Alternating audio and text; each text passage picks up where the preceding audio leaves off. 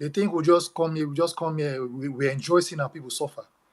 How can people make ridicule of deaths of our women being raped and they think it's okay? The other day, one of them made mention of, they were discussing that, it wasn't up to 1 million children that were killed that were killed by hunger. They were making fun of the numbers as if we were lying. It's very terrible, though. And it's a good question you asked. Does anybody want to die for Nigeria? Them as them, Bro, that's why all can they this. die for Nigeria? My brother, these people, it's not that they don't understand. It's just their selfishness. It's not that they don't know. They know that the Biafra will come, and that one is sure. These are the same people that know that a lot of lives has been wasted. So many of their brothers have lost their life in this same country they call Nigeria that they are still defending up to today. These are morons. Sorry to cut you short. Tama, as the program goes on, you can play some of their conversation that is outrageous so we can hear it, but we can be on the two sides. So we can use that as analysis as the thing goes on to keep it entertaining. Sorry for cutting you short, Mazi.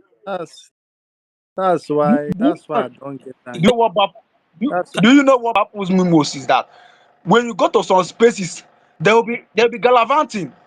Those that will vote to be 2027, those that will vote to be, those that are for Obi. Could you imagine this moron, this idiotic non-entities? These people are, I don't know what to use and qualify them. And most of our Igbo brothers, most of these Biafrans, they don't know they are following these Afronjas and be doing this rubbish. And then they were making fun of, there was this report apparently in Ohanes and Igbo submitted at the what was that, Oputa panel, and there was a listing of I think 600,000 apparently, no, or something like 2 million children suffering from psychological trauma and brain damage from the war and the hunger. And they were making fun of them that they are sure that that's the generation of brain damaged children that are now the adults of Igbo land today. This is what these guys were saying. And they want us to remain in what, I mean, I'm hearing you talk about me like this with such vitriol, denying my genocide, and you want me to be in the same country with you. After a few weeks ago, when I was doing Memorial Day for the genocide that you caused, you sent soldiers to come and shoot me and my people. Could you imagine that? I need to be in the same Nigeria with you. No, Nigeria is over. No, this one, they really don't understand how we feel. They really don't understand how. My brother, they understand. It's just that they are ignorant. Their selfishness, my brother. They all understand. Are they blind? Even if they are blind, are they not on social media?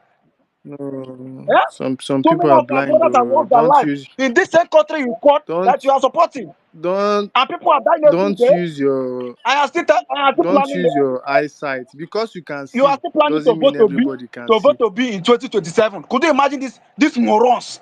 They are planning to. These are people that I don't know if they still have futures at all. Believing in the same country that you know that is already buried. A country that is being backed up with lies. Criminal. Yeah. Brimstone might be right. Brimstone is really right too. It's not everybody that understands or sees the way things you see. That is why, when somebody comes on my timeline to come and counter what I'm saying, and I look at the contact, immediately I'll say, look at this slave. Because they reason differently. How can you call us an Igbo or a Biafran? You say we are cannibals. You say we are fraudsters. You say we use our mothers and our fathers for rituals, for money rituals. At the end of the day, you don't want us to go. I don't understand. These people, you can't reason with them. Once they made up their that's the way they see. They don't have anything to offer. Let me put it that way. And they see us as their shield to block them from whatever that is coming. But it's too late. since they don't want to get sense, most of them, since they don't want to get sense, we will leave them. Let them manage with their Fulani. And that is why each time you try to bring sense into them, they will cut you short or they will mute you, because these are morons, these are a bunch of fools, these are a bunch of vagabonds that doesn't have sense, that doesn't have thinking faculties. Because my brother, sorry for cutting you. Do you see what happened in my two few days ago? A Fulanis, they kill their brother, use his dead body, they play joke. Let me tell you could you something. There's imagine? something I want to tell you. See, do you know the reason why the Fulanis, the chieftains of Fulanis, their imams, everything of Fulanis, tell them that they should encounter the so-called Igbo people, which is Biafra people in Lagos? Because Biafran people in that Is somebody territory, talking? Fulani cannot make a move. They cannot try this nonsense. They just want to. someone is talking. Sorry? Sorry, continue. Yeah. No, I'm replying Yeah. So someone. the point is that these people are so goddamn blind. They talk about professors and all those. These are Oluwale certificates. They are not. They are so stupid because Fulanis know that in that mine too, Biafrans living and their resources are well intact in Lagos. They can never try this bullshit in Lagos, but they have used Yoruba people just to cripple the Biafrans living in a, because see, look at how they use the body of a Yoruba person with bike clamping on it, and they were looking, and they know that very very well that this kind of thing, if everything is fine, Biafrans and the so-called, everything is okay in Lagos, this thing will never happen. But this is gonna be their fate, and this is just a maybe this is just the beginning. These people, they are so disgusting. How can somebody be telling you about infrastructure, about building a new Nigeria, but to speak truth in channel TV is difficult? Just a truth, just to say the truth is difficult. Then you want to build infrastructure with you. How is that possible? And you will see some lunatics from Biafran territory believing and hoping that they have a hope with such an imbecile human beings. All these years, I have been being quiet because one of my former agents was in my career was a Yoruba guy. A Yoruba. I have been being quiet, okay, but finding out that these people are worse than animal.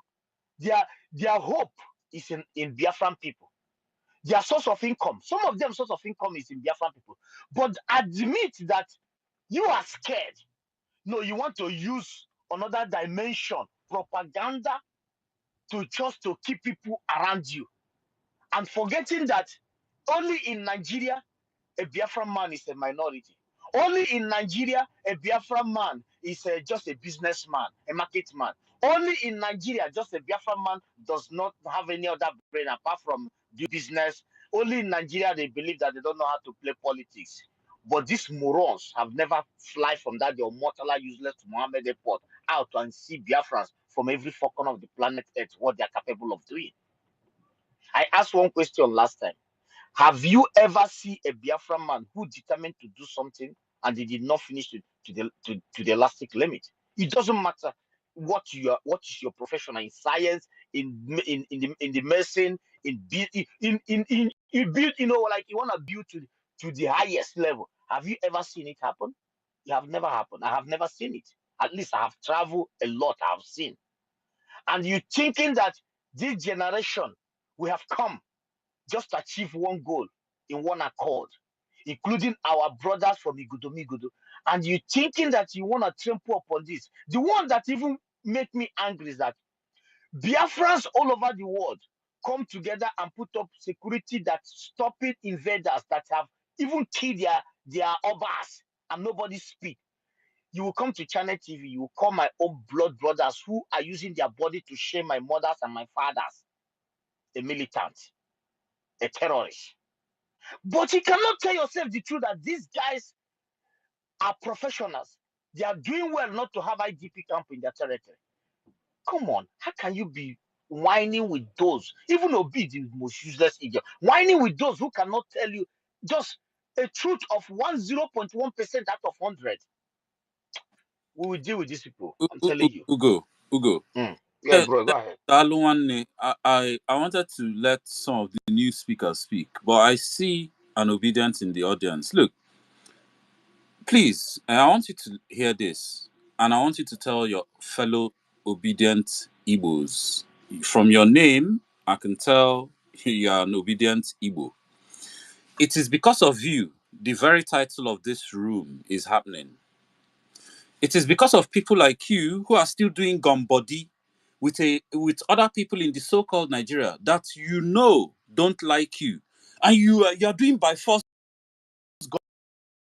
gumbody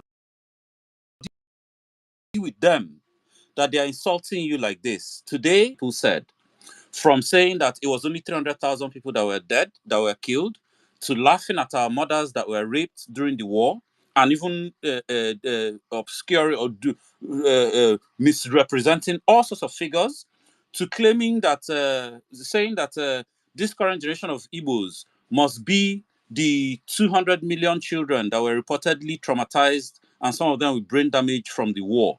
That is us, that are the adult Igbos today. And they were laughing at us, even going as far as playing videos where they will just maybe find one poor Igbo man in Lagos, do him interview, and he's saying based on the little he knows. And they were laughing. One was saying how Igbo had kingdoms, and one obviously, even the guy's English wasn't flowing. You clearly know this guy didn't have history. He's just going by the bits and pieces he had somehow. Akiko history. They were laughing. Then they pulled up a video of that Igbo guy that was saying that Jesus Christ was crucified in Owerri. Started laughing that, yeah, this is the generation of Igbo people. I think that was what's his name? And what's his name? Raf was Ricky that said that thing. Right. Well, I think that, yeah, it's a video of some guy that was, yeah, was that Ralph? Oh, okay. No, it was not Raf, it was Nicky. It wasn't Uh-huh. Raf. It I was saw a video of professor. Raf saying the same thing. One No? professor. It was another guy, not Raf. But yeah, it wasn't Ralph's video there. It was that same professor, the one I had saw his video recently. And they were making fun of us. Look, this thing is because of the Igbo obedience. You are doing the tribalized Nigerian in a country like Nigeria that is tribal to the core. You are doing the tribalized Nigerian. Let me tell you, you are pissing on your ancestors' grave, putting a fake foreigner created, white man created Nigerian identity above your ancestral Igbo identity and to any other group in Nigeria. If you think that one Nigeria is an identity, how many countries have to put one in front of their name to try and tell people to unite? The unity, the blatant bigotry from let's even start from just the last election. That is still they are now opening room to deny a genocide. Is this the Nigeria you think you have a future in? You are there doing it. Anyway, let me tell you, Obedient ain't running for 2027 or BOB because Biafra is going to be declared December this year. He ain't running. So die that hope now. I believe they haven't come to think of that. Don't mind them. Anyway, Jimmy, I see your hand up. Welcome to the stage. And then I think after you, it will be Oracle. Yeah. Well, welcome, All right. Jimmy. Well done, guys. Stammer, let me just say, well done. Thank you for the space. I couldn't help but notice the title, some Yorubas, and the moment I saw that, I was like, wow. Um, that was very smart. That was absolutely smart. I know the space you're talking about. They actually do it every Saturday. Before I proceed, let me just tell people I am a Yoruba person, both father and mother, but I'm not a bigot. And I know the difference between right and wrong. I know the difference between white and black. And I say things the way they are. It is sad that that space has been going on for a while now. And I think they do it every Saturday. I was there last week, Saturday, and I couldn't believe things I was hearing. I couldn't believe um, the things my fellow Yoruba people were saying in in a language I understand, in a language I grew up with. And I'm beginning to think, are we are we human beings at a point in time? Are these guys human beings? And anyone that knows me on this Twitter street, they know me. I don't care who you are.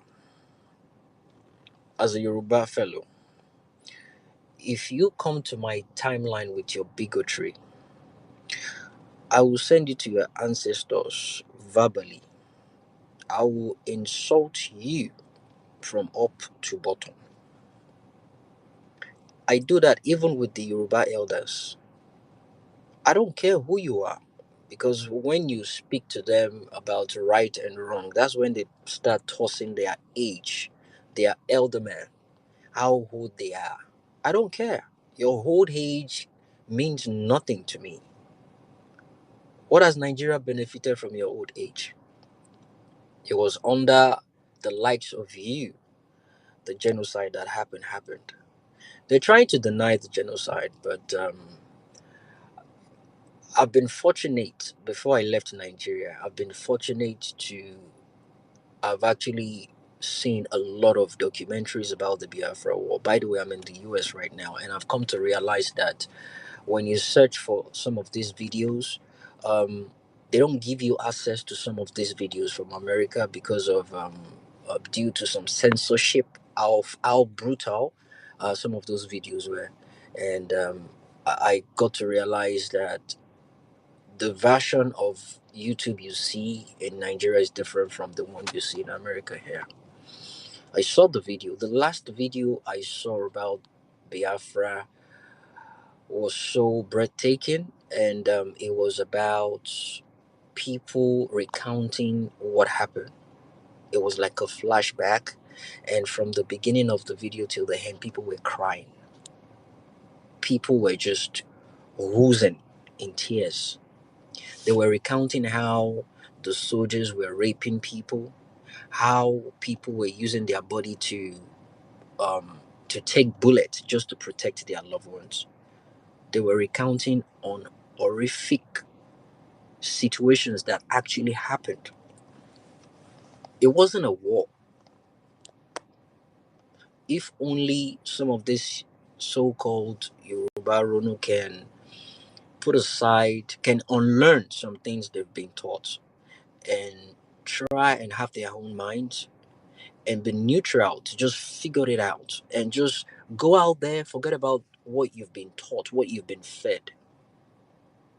While growing up as a Yoruba person, you don't want to know what they told me about the Igbo people, how you guys, are cannibals, how you guys eat dead people, how so crazy stuff. But guess what? I ended up marrying an Igbo woman. My wife is an Igbo woman, and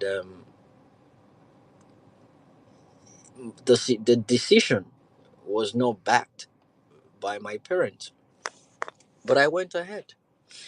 In fact, this last election broke the relationship between myself and my parents. Uh, Back in Nigeria, I'm a full APC. My family is a full APC. We know we have the hierarchy to the top, as you can imagine. Trust me. And the moment I made that decision to support Peter Obi, all hell broke loose. I was attacking the Yoruba bigots, the leadership from A to Z. I told them it's just commonsensical. Because Tinubu is my tribe man doesn't mean I have to support him. The guy is a criminal. When David Uday released the documentary about Tinubu, it happens to be in Chicago here. And I saw the video, I was like, hold on a minute. I'm in Chicago. I dashed to the courthouse and I got the document. It wasn't hearsay. I went to the courthouse in downtown, $35, and I got it. I posted it, and since then, I've been the enemies of the Yoruba people. In fact, they've given me that I'm a tainted blood right now. I'm no more Yoruba, according to them. And they got to realize I married an Igbo woman. So that That made them more mad. But yeah, that's their problem. You see, I stood my ground against all odds because, as I said earlier on, I know the difference between white and black. I know the difference between good and bad. In as much as a lot of people, even the Igbo people don't like P2B. The Biafrans don't like P2B. Um, I believe he was the best candidate. It is just commonsensical. I went through his antecedents and I did all my assignment and I just decided to go for him. My dad, people started showing him some of my tweets. There was a tweet I made. I said, the day I stop supporting P2B, people should drag me, drag my father, my mother, curse me out and everything. Someone screenshotted it and sent it to him. And he called me out of anger. He was talking to me on the phone and it was boiling. You know, I've been hearing the word bigot, bigot, bigot. It took me a while for it to sink in that my own dad is actually one of them.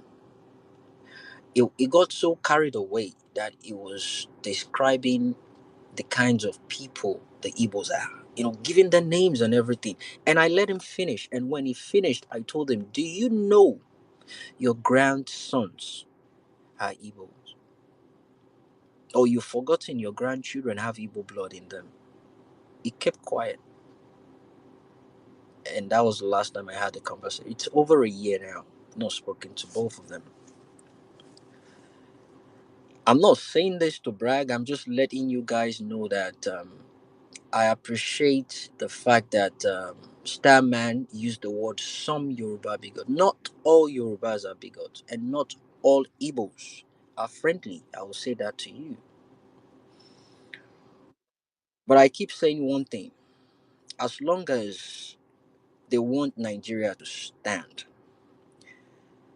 that country will never move forward. You know why?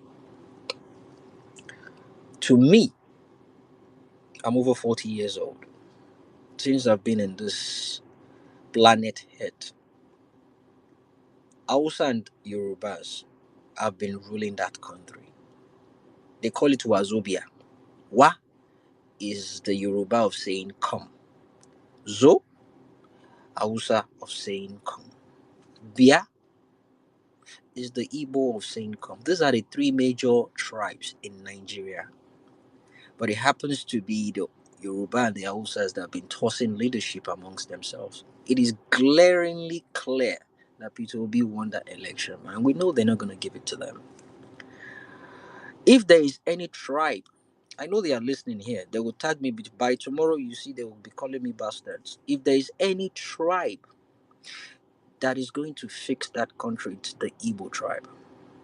I'm not saying this to praise anybody. People that know me know me.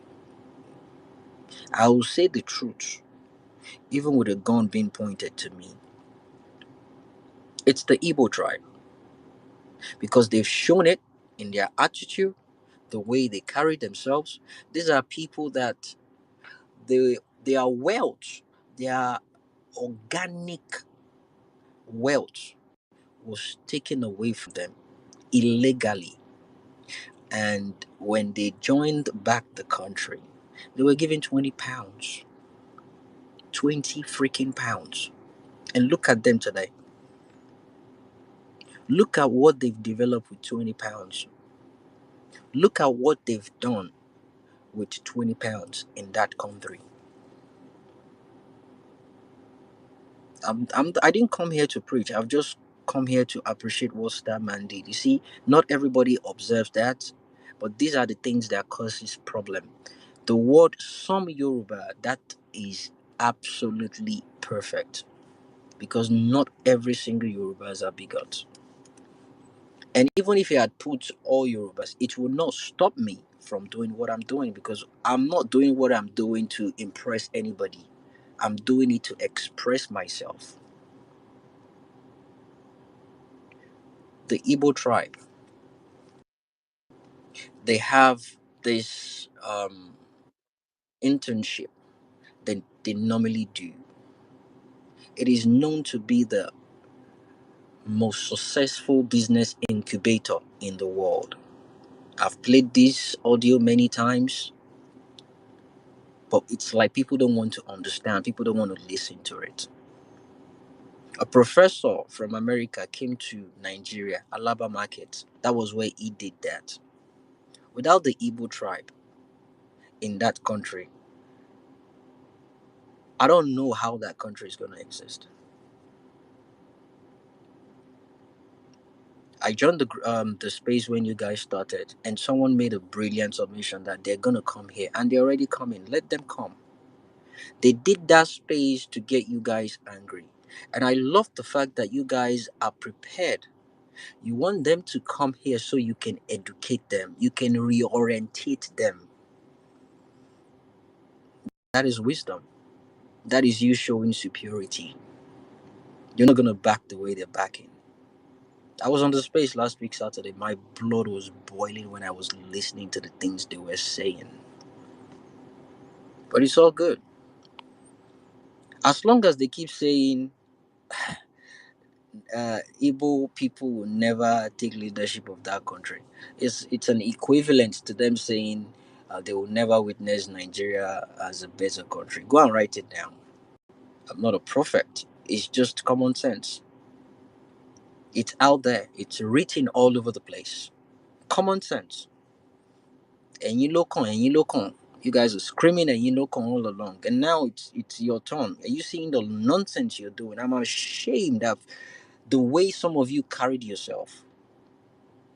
As a Yoruba person, I am ashamed that the worst presidential candidate happens to be my tribeman. Take it to the bank. The best presidential candidate happens to be an Igbo man. If you don't like it, go and knock your head on the wall. It is just a fact. The statistics are out there, even though your leaders doesn't want to eat statistics. The antecedents are out there. You prefer someone that will spend money than someone that will save money. It is out there. Before I yield the mic, I'm going to use this opportunity to play the audio for people to listen to again. It's about 1 minute 20 seconds, and you understand the impact the Igbo tribes are having in that country. The interesting thing is that this mutual aid economy still exists, and we can find examples of it in the strangest places. So this is Alaba International Market, and it's the largest electronic market in West Africa, and it's 10,000 merchants. They do about $4 billion of turnover every year, and they say they are ardent apostles of. Did you guys hear that? $4 billion turnover every year. $4 billion. Alaba market. In West Africa. And it's 10,000 merchants. They do about $4 billion of turnover every year. And they say they are ardent apostles of Adam Smith. Competition is great. We're all in it. Individual government doesn't help us. But the interesting reality is that when I asked further, that's not what grew the market at all. There's a behind the scenes principle that enables this market to grow. And they do claim, this is an interesting sort of juxtaposition of the King James Bible and how to sell yourself. That's what they say is their message. But in reality, this market is governed by a sharing principle. Every merchant, when you ask them, how did you get started in global trade? They say, well, when my master settled me. And when I finally got it into my head, well, ask, what is this settling? It turns out that when you've done your apprenticeship with someone you work for, they are required to set you up in business. That means paying your rent for 2 or 3 years and giving you a cash infusion so you can go out in the world and start trading. That's locally generated venture capital, right? And I can say with almost certainty that the Igbo apprenticeship system that governs Alaba International Market is the largest business incubator platform in the world. The Igbo apprenticeship system that governs Alaba Market, it's the largest business incubator in the world.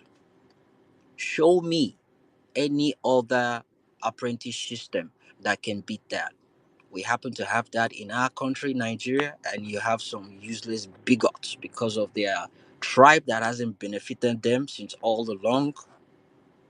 They would have used that to suppress them. I bid them farewell. Thank you so much, guys. Thanks for what you're doing. Thanks for being reasonable. Thanks for being fair. And thanks for being more mature than most Yoruba bigots. Thank you. I yield the mic now. God bless you. Please, please, please, please. I don't have anything to give you a round of applause. Not because I agree with what you said, but because everything you said, we're all based on that. And for you to have the courage to stand and say the things that you say with the kind of conviction in which you do, man, I don't even know what to say to you, but I assure you, people like you give us hope. People like you make us see, well, for one, our sister made a good choice. So I'll leave it at that and allow other people to speak. Rose, do you have anything to contribute to that wonderful Yes, submission? I was going to say, Jimmy, it's because of people like you I put some Yoruba because I have Yoruba friends. I did some growing up in Lagos, and I know not all of them are bigoted. I know. You know, room didn't trigger me to blind rage for me to now become bigot like them, or Yoruba, or Yorubas, or Yoruba bigots. And you know, if you come to Biafra spaces, you understand that Biafra is not about bigotry or tribalism. I know they're hands up and there's still Oracle that has to speak. But at some stage, Jimmy, you're very welcome to the stage. And like Walls Greater said, thank you very much for your bravery. I've heard you speak before and how you push back against the bigotry, even against the bigotry from your own people, which, is a brave thing to do, especially when it seems like those of you that are doing it or that have the bravery to actually speak up are few and far between. It's a brave thing to do, and believe me, it's very much appreciated. But like I said, I'll let a few other speakers speak, and I hope you, like I said, you're welcome to our stage. You're very welcome, and I hope you stay with us. And I'll at some point I'll tell you why we're doing Biafra and why even someone like me hopes there's a Yoruba nation because of people like you. Because deep down, we all know Nigeria is not going to work. And we know it's going to be worse for our children. Because we know, as bad as it is today, it wasn't even that bad for our parents. And before our parents, it wasn't as bad for their own parents. So Nigeria is clearly showing a trend of getting worse. And then now we've got to the stage of impunity. Even people get killed and nothing happens. So yes, I think Oracle, then Ugo, then Brimstone. Thank you, guys. Uh, thank you very much. I greet every one of you here. As you go through, I greet you, Tochi. I see you, Ogemika. I see every one of you. Onyekachi. I see the effort you have been putting on, every one of you. I see the most effort that you have been putting on to make sure that things are, one thing I notice about Nigerians is that they are not ready to face the reality of life. They still want to live in their delusions, even when the evidence is clear. Before the election, IPOB insisted there is not going to be a vote. But as time goes on, IPOB said that, okay, let's allow them to go ahead and vote so that it would not look like as if we are the one who is stopping them from voting. Or we will be the reason why they will say that they lose election because IPOB did not allow them to vote, even when we let them know clearly that their vote does not count. Truly and truly, every polling unit that was voted on by LP, APC, PDP, AAC, whatever party, the result that was calculated was not what was counted. None of them.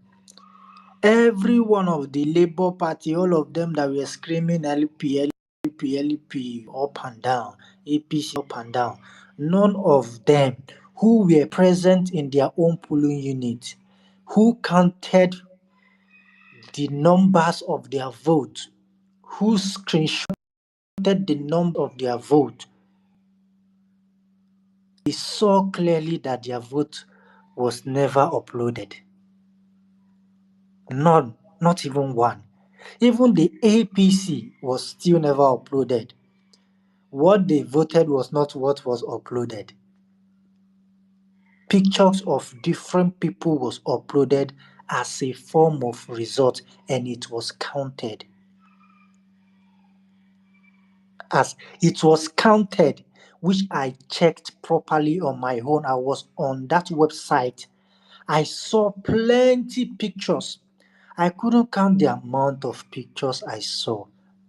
I saw more than 10,000 pictures uploaded as vote and was counted. Now, that is supposed to give many of those who still believe that their vote counts to know that their vote does not count. Whoever decide the vote, who is Mahmoud, is the one who decide who wins the election. Before the election, we all knew who Mahmoud was visiting from left, right, center, which is not common in a country with a free and fair election. That an INEC official who is going to announce the vote of an election is visiting.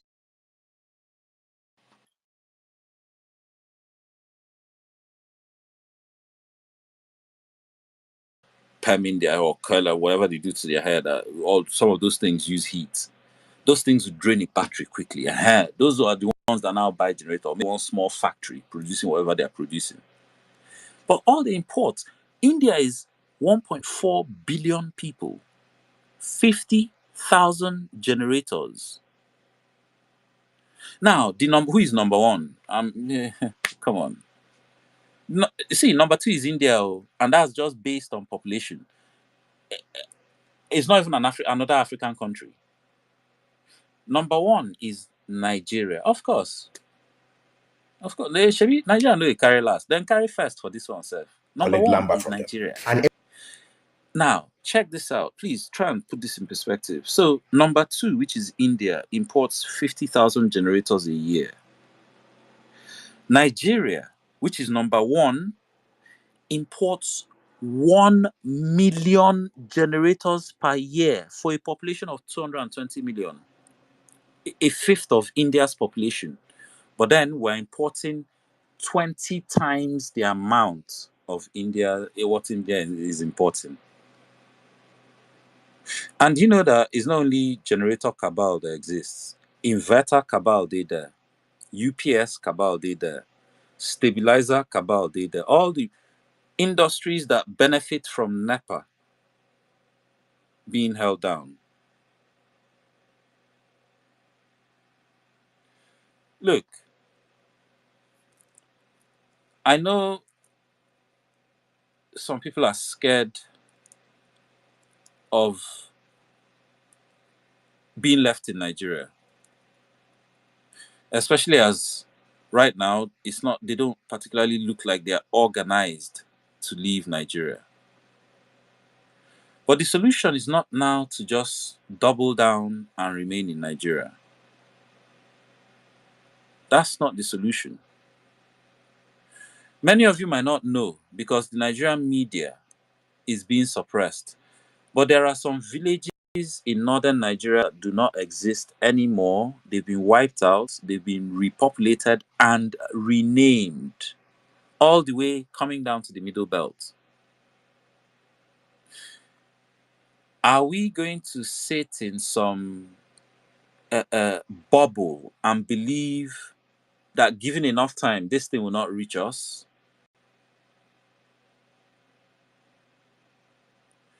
They say heaven help those who help themselves. If you're still waiting for Nigeria to give you permission to break because of some stupid man-made constitution, when there's already a law that was created by God and by nature, natural law, that programs not just humans but even animals for self-defense and self-preservation. But somehow, because of a man-made law and a colonized brain, you decide to ignore the fundamental natural law to start reading paper. Well, look, you know, it's not me that will wake you up or tell you what you need to do. If you think that is you have to wait for Nigeria to give you permission to save yourself and your people.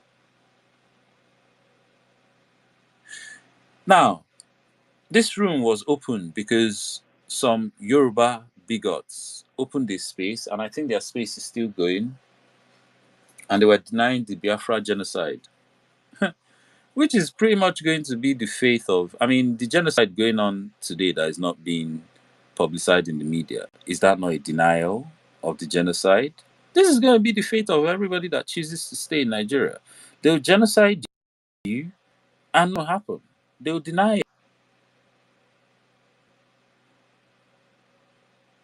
You know? Sama, let me point out something real quick on what you said regarding foreign bodies not allowing Nigeria to own refinery. Remember, you were attacked. I was like, how did neocolonialism stop Nigeria from having a refinery? That Dangote was able to build a refinery. Why was it not stopped? But what they failed to tell you that was that Dangote came out 3 days ago and said if he knew what he knows now, he would not have involved himself in oil and gas. That the oil mafia is real. When you talk about oil mafia, do you think he was only talking about the Nigerians? No, it was not. It was referring to international bodies. Right. At the end of the day, since the refinery has been built, how many oil have they refined? Has that reduced the fuel price in Nigeria? Right. Are they not begging for crude from America? So you see, at the end of the day, they didn't even allow you use your own crude. They forced you to buy crude from them over here in America. Right. And you tell me what? That there is nobody stopping you from building refinery. Just like there are people, bunch of cabals making billions of dollars in selling generators. So how do you expect them to have electricity in Nigeria when Right. people are making money off the darkness? And one wants to be president to Atiku. One of them that is importing generator. And you see, And he's even talking about selling. Atiku, that one, all his policy borders around selling everything. That one will sell Nigeria, sell the Nigerians join. And they'll be telling you he's a businessman, he's an industrialist. So let me give an advice to my Yoruba people, especially the bigoted ones. Be careful what you wish for. And also, he that points a finger should remember there are other four. Other four pointing back at you. You see, people will come on space and say, Igbos, why are you the only ones always complaining? Are you the only ones going through it? So just because you are comfortable with your situation does not mean I too should be comfortable. The reason why you see all these bigger lies talk about good governance of law, of society that functions, is because they don't want to change. They like their conservative behavior. So when you bring anything progressive, you're forcing them to change. You're forcing them to go out of their comfort zone, and they revolt against you. These people are okay with their corrupt politicians. These people are okay without light. These people are okay with bad roads, dilapidated schools and hospitals. So when a person like me and you come and be like, no, no, no, this is not the way to live. They'll tell you, no, we don't want that. We don't want you to come change what we're doing. There is a process. The way you're coming is not the way to do it. You are going it the wrong way. Even to the extent when you defend yourself, you see people that will tell you, no, no, no, no, no, no, no. That's not how you should do it. Somebody is coming with AK-47, and you're telling me not to defend my own with AK-47. So the advice to my people, my Yoruba people, the sooner you guys start to organize, the sooner you guys start to embrace one another and see the future, that there is no Nigeria in the future, the better for you guys. If not, you guys will look back at this day, the time you're supposed to use to strategize your future, you are using it to attack another tribe that is organizing, that is strategizing. What's Is greatest? that not foolishness? What's Yeah. greatest? You know the sad irony? Most of the bigotry we get, especially on this X, and like Jimmy said, every weekend, is from the Yoruba self-determination group. And I've come to the conclusion now that that particular group is a fake self-determination group. Because all they do, if you follow them, and like I said, I know all of them because we were all on Clubhouse together. All of them. In fact, the hardest core one has now joined them, Bunka Ibiri. Are you talking about the lady who came out for election and she didn't win and she went back to being Yoruba, Oduduwa, this thing? Uh-huh. You know the lady Oh, I'm the talking. network is going out in and out, folks. We can't hear you. I forgot. I think I have the screenshot of my. Google, you can go So on. I wait, cannot hear the host. so Host, can you hear us? yeah, can you hear me? What's greatest? Okay, now we can hear you now. You're actually breaking. All right, we can hear Oh, you now. okay. So I know all of them from the Balogun that is hosting the space. Olabode, that Olabode, I remember on Clubhouse he'd be bragging he has PhD. But I used to go up What his about, make him look silly. what, Huh? what about the Black King? That one I call Black King. That Hey, one is that one, and the other one they call Basho Root. area boy Because big up. Basho Root. Her name is. She wants to go for Lagos State Governor. Dope Anitere. Oh, You know, Dope Anitere. She Omi, failed in the Lagos State governorship, recent Lagos State governor, and then she went to make a chair and a Now, you table. got to change your position. You got to change your can, position. We can hear you. can you, no, Your network is breaking. no, it was this guy that was speaking. Can you hear him? No, we can hear him. It Okay, was Oracle is that speaking. I was cannot hear him. so I kept quiet because he said it was Onitiri that was the person that ran for Lagos State governor. And then Starman, even do you see the one they call Yoruba Nation? She used to go around speak like a human, but once she look she around the space, there is no was Biafran. She will be speaking garbage in her mouth. Bro, I yeah. used to love that lady, man. I Yeah, used to yeah, really love that I used to lady. love her too. I used to Until I find out I that used to she's be on space where she comes and we have good conversation. Even our I, sister Tochi said we all used to have like good conversation one time. They all of a sudden, man, the moment Tinubu won the election, the moment Tinubu stole the election, this lady just changed. Yoruba Nation, that lady, I know her very well from Clubhouse. I say the most visceral bigotry we are getting on this app is from the supposed Yoruba self-determination. They are more focused on attacking us than doing their own self-determination. And there was one of their spaces I went into one day anonymously. And I won't lie to you, these guys were sounding like one Nigerians. they are They someone were sorry, talking no, about they are just these guys are fake. Bro, if you can see people like Ronald Mokri, if you look Ronald Mokri, even the protest he made in UK, he was holding placards saying that if you check my space, my this in hand, you see it. He was saying drug law, this and that. Immediately, this guy. See, these guys, if people like Rono Mokri can be in that attitude, Donio Dupe or whatever they may call him, even this Abati in Arise TV, FFK, these guys use these people for example.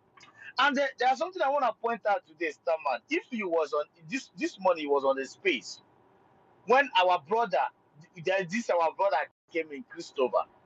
Do you know that? Do you notice what happened? These guys they put up a space as if they are serious. Immediately, Christopher bring up a topic of exactly what they needed, a solution. Did you see what just happened? They start muting him. These people, from their head of Ronnie Mokri and all those guys to the last of Yoruba people, I just take my time to discover a lot about them from their top to bottom. In that Buhari say from top to bottom, something is definitely wrong with these people. And I think it's time our people started to be very, very careful. You know, very, very careful with these people. I'm telling you, very, very careful. This is why I said earlier that I'm not even angry with the Yoruba bigots. Is the Igbo obedient stuff, because it's the gumbody they are doing, or the one Nigeria and other Nigerians, that is allowing us to continue taking this insult. You know, and the reason, me, I'm so pissed off with Peter Obi. Peter Obi knew that. I mean, look, Peter Obi, he thinks we're stupid. Peter Obi played on Igbo people's intelligence because Peter Obi is a spy. He's an agent. He's not on that level of agent. He's a stooge. It's a move. It's a The move. lean, the lean they have on Peter Obi is his Panama accounts. If he doesn't do what they say, they will threaten to freeze it. That's the lean they have on Peter Obi. See, Nigeria spent 8 years promising Igbo people, Igbo president, Igbo president. But of course, some of us knew, yeah, fake. But then, Igbo president, Igbo president. Remember, just before the election, the hysteria was so bad. Five Igbo governors started fighting each other for who was going to be nominated. They started doing a show, as in showing themselves for who was going to, even Dave Umahi. And then people like us, Nnamdi Kanu has told us, Simon has been telling us, we were saying, look, forget Igbo president, it's fake, it will never happen. And true to form, PDP, that were even the people that invented North and South rotation, did their primary. Suddenly, they forgot about North-South rotation and Igbo. Suddenly, for Chief Oye, one immediately, so split second, forgot about it and picked Atiku. Peter Obi, who was in PDP at the time, who should have just, his Nigerian politics, stayed out the way. That one carried himself, went to London, Chatham House, came back, that he's now the Igbo man going to save Nigeria. The very same reason we're in this situation, every time an Igbo man comes to save Nigeria, our situation gets even worse. Ordinary gluing Nigeria together is hard enough. Talk less of saving the Nigeria. Our situation gets even worse. APC did their own primary. They no even send Igbo for there. After 8 years of Igbo president, if Peter Obi just stayed out of the way, the whole world would have clearly seen the Biafra case. And I was on Clubhouse back then, banging, shouting, telling these people. I remember that stupid, obedient room at Roko TV, telling them, look, elections in Africa is a scam. Those journalists, they are not the ones going to count the votes. If they don't even care whether they counted the votes or not. They are agents from the West. Their job is just to photograph all of you lining up to go and vote. Print it in all the CNN, Times, Financial Times. Oh, Nigerian election happened today. The turnout with your picture going to vote, meaning that you sanctioned the election. And there's a picture of you there. Everything looks orderly. How many times have you seen them BBC broadcast ballot box snatching? Did they broadcast all the ballot box snatching? They will never do that. Never. But they were showing everybody lining up, giving the whole world the impression that, oh, the election is legitimate. That's all.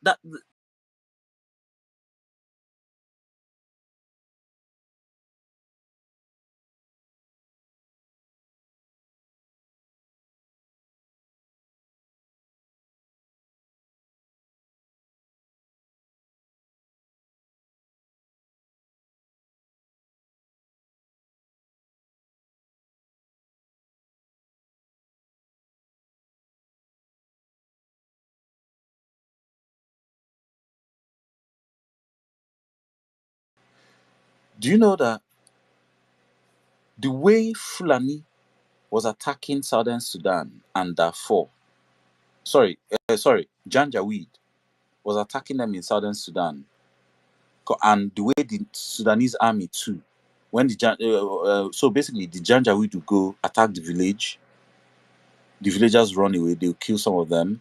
When the villagers now come back, the Sudanese army will now say, oh, we're going to secure the area. They will now be There's an American journalist that exposed this, complete with video. They took him on one of their helicopters. He videoed it. From the helicopter, they were shooting the surviving villagers. From the helicopter. The villagers they said they were going to rescue, they were shooting them. Is that not what's happening? The same dynamic in Nigeria? Fulani will go and destroy the village. When the villagers rally to defend themselves, Nigerian will come and disarm and kill them. Is that not the same thing? Do you guys know that they also had unknown gunmen in South Sudan? Unknown gunmen. Because even the South Sudan, the main ethnic groups there have realized that this model of multiple ethnic groups sharing one country, they walk, then self one break. They start using unknown gunmen there. That unknown government has been there for a very long time, since 2001. I'm sure if you are a fan of Fela calls them unknown soldier, zombie. No, yes, but around the same time, unknown gunmen was reigning in the zoo. Around that same time, unknown gunmen was reigning in Sudan. You see, Yes. the difference between Clubhouse and Twitter is that Twitter creates echo chambers, in the sense that if you notice, when you go to a Nigerian space, it will only be Nigerians there. When you go to a Biafran space, it will only be Biafrans there.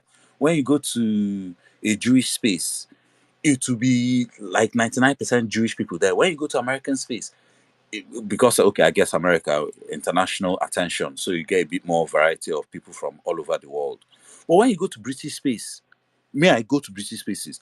Most of the time, are British people. They only British people they there, but including the ones that call themselves Black British, Indian British, or whatever. But in Clubhouse, you you we it wasn't quite like that, and in a way, it forced people to check themselves before they even talked some of the nonsense you hear on Twitter, because you have a space hosted by Nigerians or Biafrans or Kenyans or whoever else. But there'll be South Africans there, Indians there, Somali there trolling, Pakistan, Brazilians, like all sorts of people from all over the world. So from Clubhouse, we even got to find out. Do you know how many self-determination movements is going on in Africa? Nobody, only Biafra and Bazonia. Uh-uh. We used to even host spaces, all the self-determination people from Tigray, Ambazonia, for some reason, when I was there, I think then Cameroon, the spying was so much, many of them used to be scared to come and talk, the Ambazonians. But from there, we found out all Somaliland, though, the war was going on in Sudan, how the three major ethnic groups want to even break the Noah, the Dinka, and the ones that I think the equatorial ones, those ones are a group of smaller ethnic groups compared to the Dinka and Noah. You know, and it was from there, I came to the ultimate conviction. I'd come to the conclusion already that what we're doing with Biafra was the right way. Redrawing the maps, those lines Oyibo drew, redrawing it ourselves is the only way to save or solve Africa's problems. Is the only way. And I say it all the time. Especially when I speak to all these so-called Pan-Africanists, they're like, oh, why do you want to divide? We should be uniting. We should be uniting. And I'm like, but unity has to be on some basis. You don't just unite for unity's sake. What are we uniting based on? And I don't know why you guys are so scared of Africa having 150 countries. Because they keep saying, if you guys break away and everybody breaks away, we'll have 100 countries, 200 countries. Why are you guys afraid of 200 countries? Why? Oh, you'll be smaller countries and easier to take away. The giant Sudan, giant Nigeria, giant Congo. How did the size help them? Look at Congo. Is Congo the biggest country in Africa? Are they not under control? How did the size help them? You see, this is why the reasoning, a lot, you see, because of this social media age where the microphone has been democratized, many people who should actually take the mic and speak can just unmute now and just just spew nonsense. I was in one of their Pan-African space today, borderless Africa, and I was like, wait, hold on. Is it? I think is it because you guys don't have Fulani in your territory running riots? Okay, maybe we should even do this borderless Africa first. Let them come to your territory. Then you know whether you want the borderless Africa. What are you guys on? What's greatest? I see your hand up, man. And yeah, Thank you. anyone that wants. Thank you so much, my brother. I don't know if Nagay has spoken, but I think Justice Salman, I was on the other space. I don't know if you're able to play some of the absurdity that is coming from that place to see if that would ginger our people to want to take up the mic. Why you do that? Nagay, you can unmute yourself and go on. I've not heard you speak. I don't know if you've spoken. Okay, the space is still going on. I don't know how to clip recordings, but I know the space is still going So is on. there a way you can play it on another system and just unmute it? Let us listen to one or two Yeah. submissions, and we take it from there. The moment that submission dies down, you will be listening on the background. When you hear someone take the mic, people like Iceman and the rest, they're all on the speaker Yeah. section now. So when you hear some absurdity, you bring it back to us. We listen and we correct them, because what they were saying that it was Ojuku that because there's a Yoruba girl there pushing back, and all of them are just attacking the Yoruba girl, calling her naive and all. And they said it was Ojuku that killed Ifa Juna and Banji because they failed to capture Ibadan and Lagos. Even if it was true, but I know Ibadan was not involved. It was just Lagos. And the girl was telling them the reason they were going to Lagos was not because they were going to go see Yoruba land, but that's the narrative they were putting there. That Igbos tried to seize Yoruba land, and the stupid Iceman said Igbo tried to steal Edo land too. The lady told them, the Yeah. Yoruba lady told them that no, in a conflict, if you're able to conquer the capital, then you have won the war. That they were actually going there Right. to conquer the capital, and Lagos was the capital at the time. You understand? So that's what they are talking about. I mean, you see the foolishness on that space. I think some of our people should listen a little bit and see if they will do it. So, Sama, sorry, you were going to say something.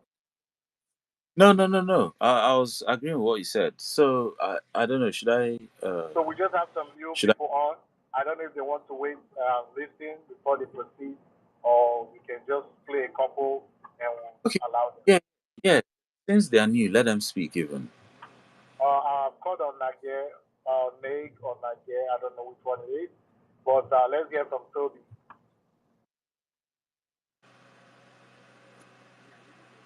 Okay. So Toby. Hello, can you hear me? Yes, Brad, you can. Yes. Yeah, thank you for giving me the mic. I came up because of what you're just saying right now. I don't know who was making that comment because I was on that space and I was hearing these things like my stomach was turning. Honestly, I haven't heard about Ibadan before. I know like there was an Igbo lady, but she hasn't got much facts of how to defend herself. So everybody was like, circled around her, trying to turn her down. All of a sudden, the regular narrative like Ojukwu, caused the war, because they have media and clearly how Yoruba media, normally say things. But this time around, why I'm happy like this time around, I think we got the media because initially, when they say this Biafran thing, or IPOP thing, they just like leave them. They're just miscreant. But all of a sudden, they have seen the narrative is changing. Why I actually came up here, like, growing up early days in Nigeria, like most of these, history we are hidden from us. I didn't know my left from my right. It's just like I hate Nigeria with passion. I don't know why. Until, we realized Mazen Nandi Kano that actually opened my eye. I didn't make up most of the research because most of the things I know was just pretty much, maybe European history or Asian philosophy because I did a lot of, philosophical stuff, right? I didn't even know where I came from. I don't know what happened. I don't know my left or my right.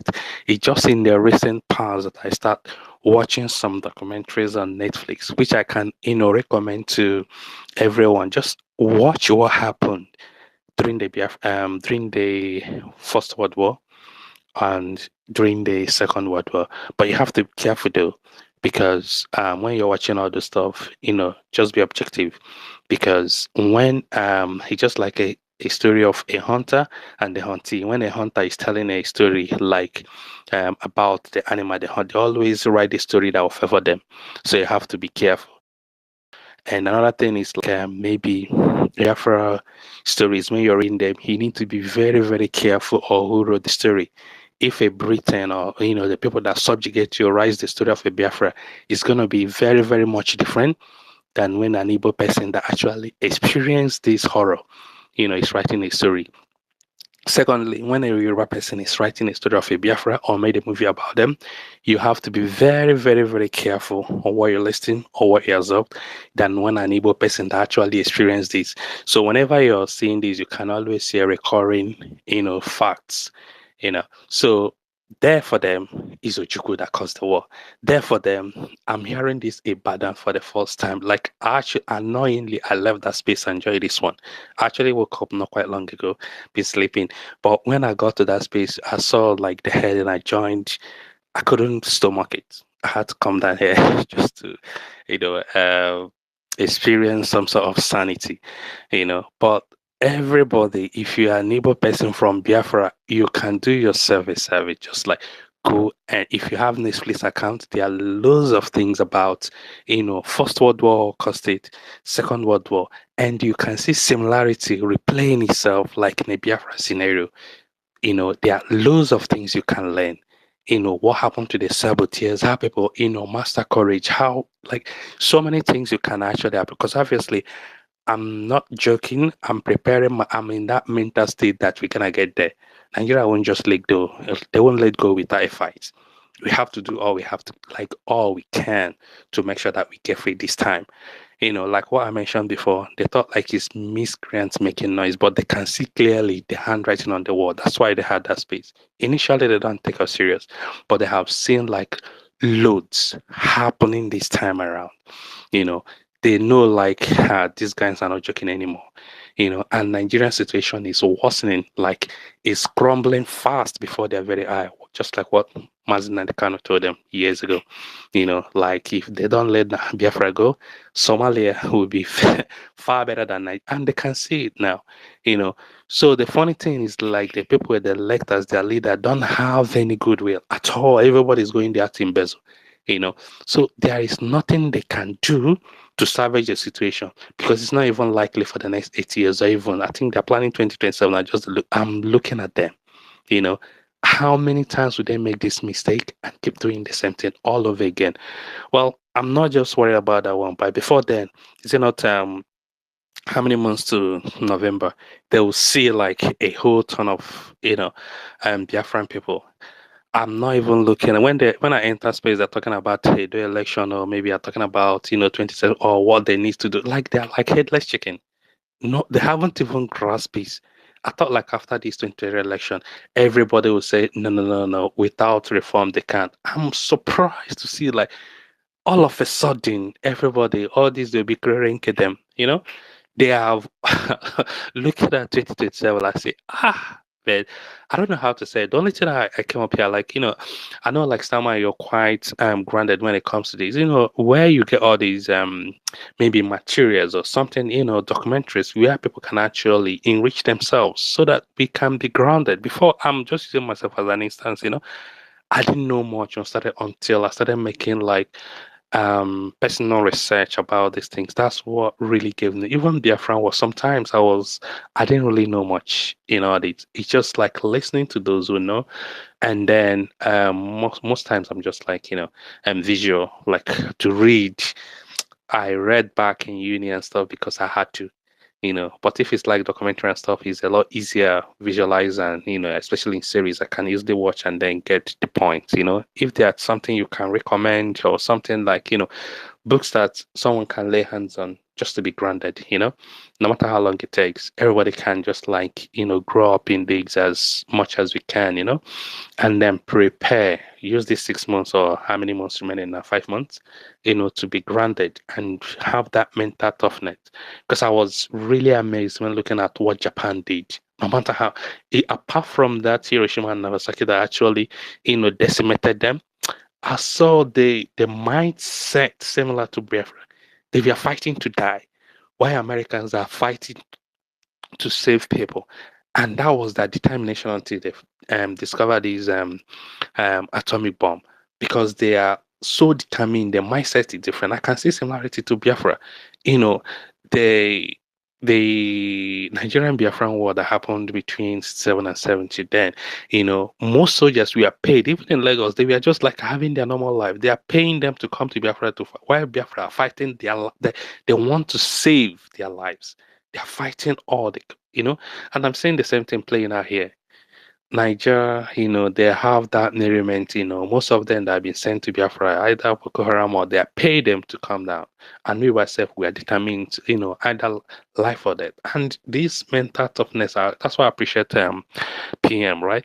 They have used this sit at home to prepare ourselves. If you see Nigeria boiling, even though we are still partaking because we are still part of Nigeria, but you know, they have more resilient kind of action compared to other ones that are lamenting as if the whole world is crashing down, because we are prepared for this. So I'm asking, like, if there is anything we can lay our hands on to make us even more tougher, to make sure that we pull this thing through, because there's a very tiny thin line, right? That makes like either we succeed or we lose this. And that's what happened in between 67 and 70. Because Americans were actually turning to our side. We didn't realize it, we didn't have social media. Now we're everywhere. Even though not all of us are just like, very strong in social media, but now I was forced to, anything we can do, anything we can learn, where we can get our this thing, pray ourselves for the final lap. That's what I came up to do. Maybe I'll just like stand on the side, and then, once in a while, guy can come up and then say something. But if you can be able to play that space. It's really annoying how they're turning things around. And I believe they have so many paid agents to make sure that they push this narrative, and they know very well that they're very good with media. Most of our news channels in Niger is Yoruba. And they want to counter narrate the whole thing that we've been talking about right now, especially this. But I believe, our media team, right, we are doing very well. Whatever happens, especially PM, he'll put it on his specs and it goes viral. But they are coming, they have seen the handwriting on the wall and they're coming up to it. So this is that time to, push ahead and, form a formidable force to make sure that we stand that ground. I yield. Thank you very much. Starman, before you proceed, Starman, let me say just one thing. Starman, if somebody is speaking, right, and you hear some assumptions, you don't need to wait for the person to finish their submission. You can interject and play it. This is not a recording, right? And Sorry. secondly, there is a soldier. Toby, can you mute yourself, Toby? Oh, sorry. Yes. Yeah, and secondly, there is a soldier's name, Nigerian soldier's name. In fact, a Biafra that we need to talk about. There was a soldier that Nigerian media said committed suicide. He did not. And I don't know if anybody know that soldier's name. We need to plaster that soldier's name everywhere, his picture, and give him the utmost respect he deserves. He was sent to Abba to go kill his people. Instead of him to turn the gun on his people, he turned the gun on himself and took his own life. He said over his dead body before he would kill an evil person. So please, if anybody knows that soldier, his face, his name, please share so we can plaster it all over social media and honor him for such bravery and courage. Sama, you can take over. Yeah, I'm just hearing about that. Wow. Was he an Igbo person or Yeah, some of the news say he was an evil person. wow. Okay. Wow. I'm just hearing about it. I'm going to paste the details of the soldier right now, so every one of you can go to the comment section and see it. Thank you. When you put it on the comment section, I'm gonna bring it up to the jumbo truck.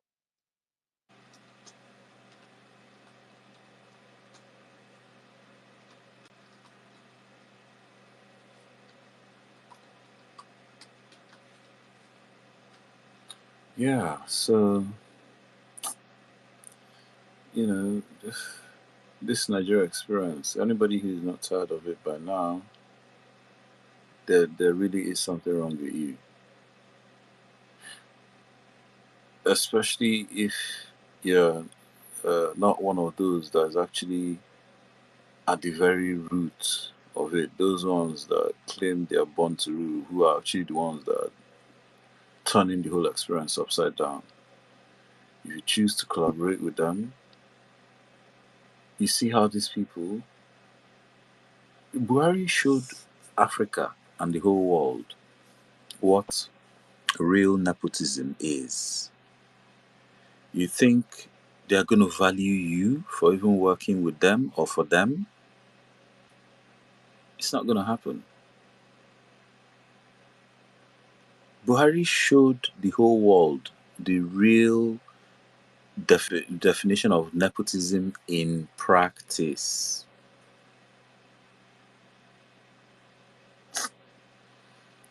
Oh man, this this Nigeria matter. I don't know how some of you can tolerate it and just keep riding on hope, hope, hope. You know, hope. Sometimes, in fact, I actually think hope is a drug that some people become addicted to, especially religious people, because religion is just built on hope. And then people just become addicted to it. I remember when I was a kid, I had this uncle. Oh my god. I had this uncle. Uh, the guy he was like a welder. And then his wife, all she did every day was wake up, carry the children to church, and they'll be there all day. And then she'd go home in the evening. And then the next morning, repeat. Just addicted to hope. How can you go to church every day and just stay there every day? What do you think is going to happen? Will what God will send you money? Anyway, that's why it's only in Nigeria that you hear things like what's that thing they used to call it again? Is it God send them alert or something? Um, is it spiritual alert? They got spiritual alert. Only in Nigeria. And then some people, they are Nigerians just based on hope, hoping that it will become a better country, hoping that it will become a better country, hoping that it will become a country. Is that how to be a citizen of a country? Hope, man. And then the hope, it's not even as if the hope is just some sort of static state. No, no. As you're hoping, the country is actively dashing the hopes.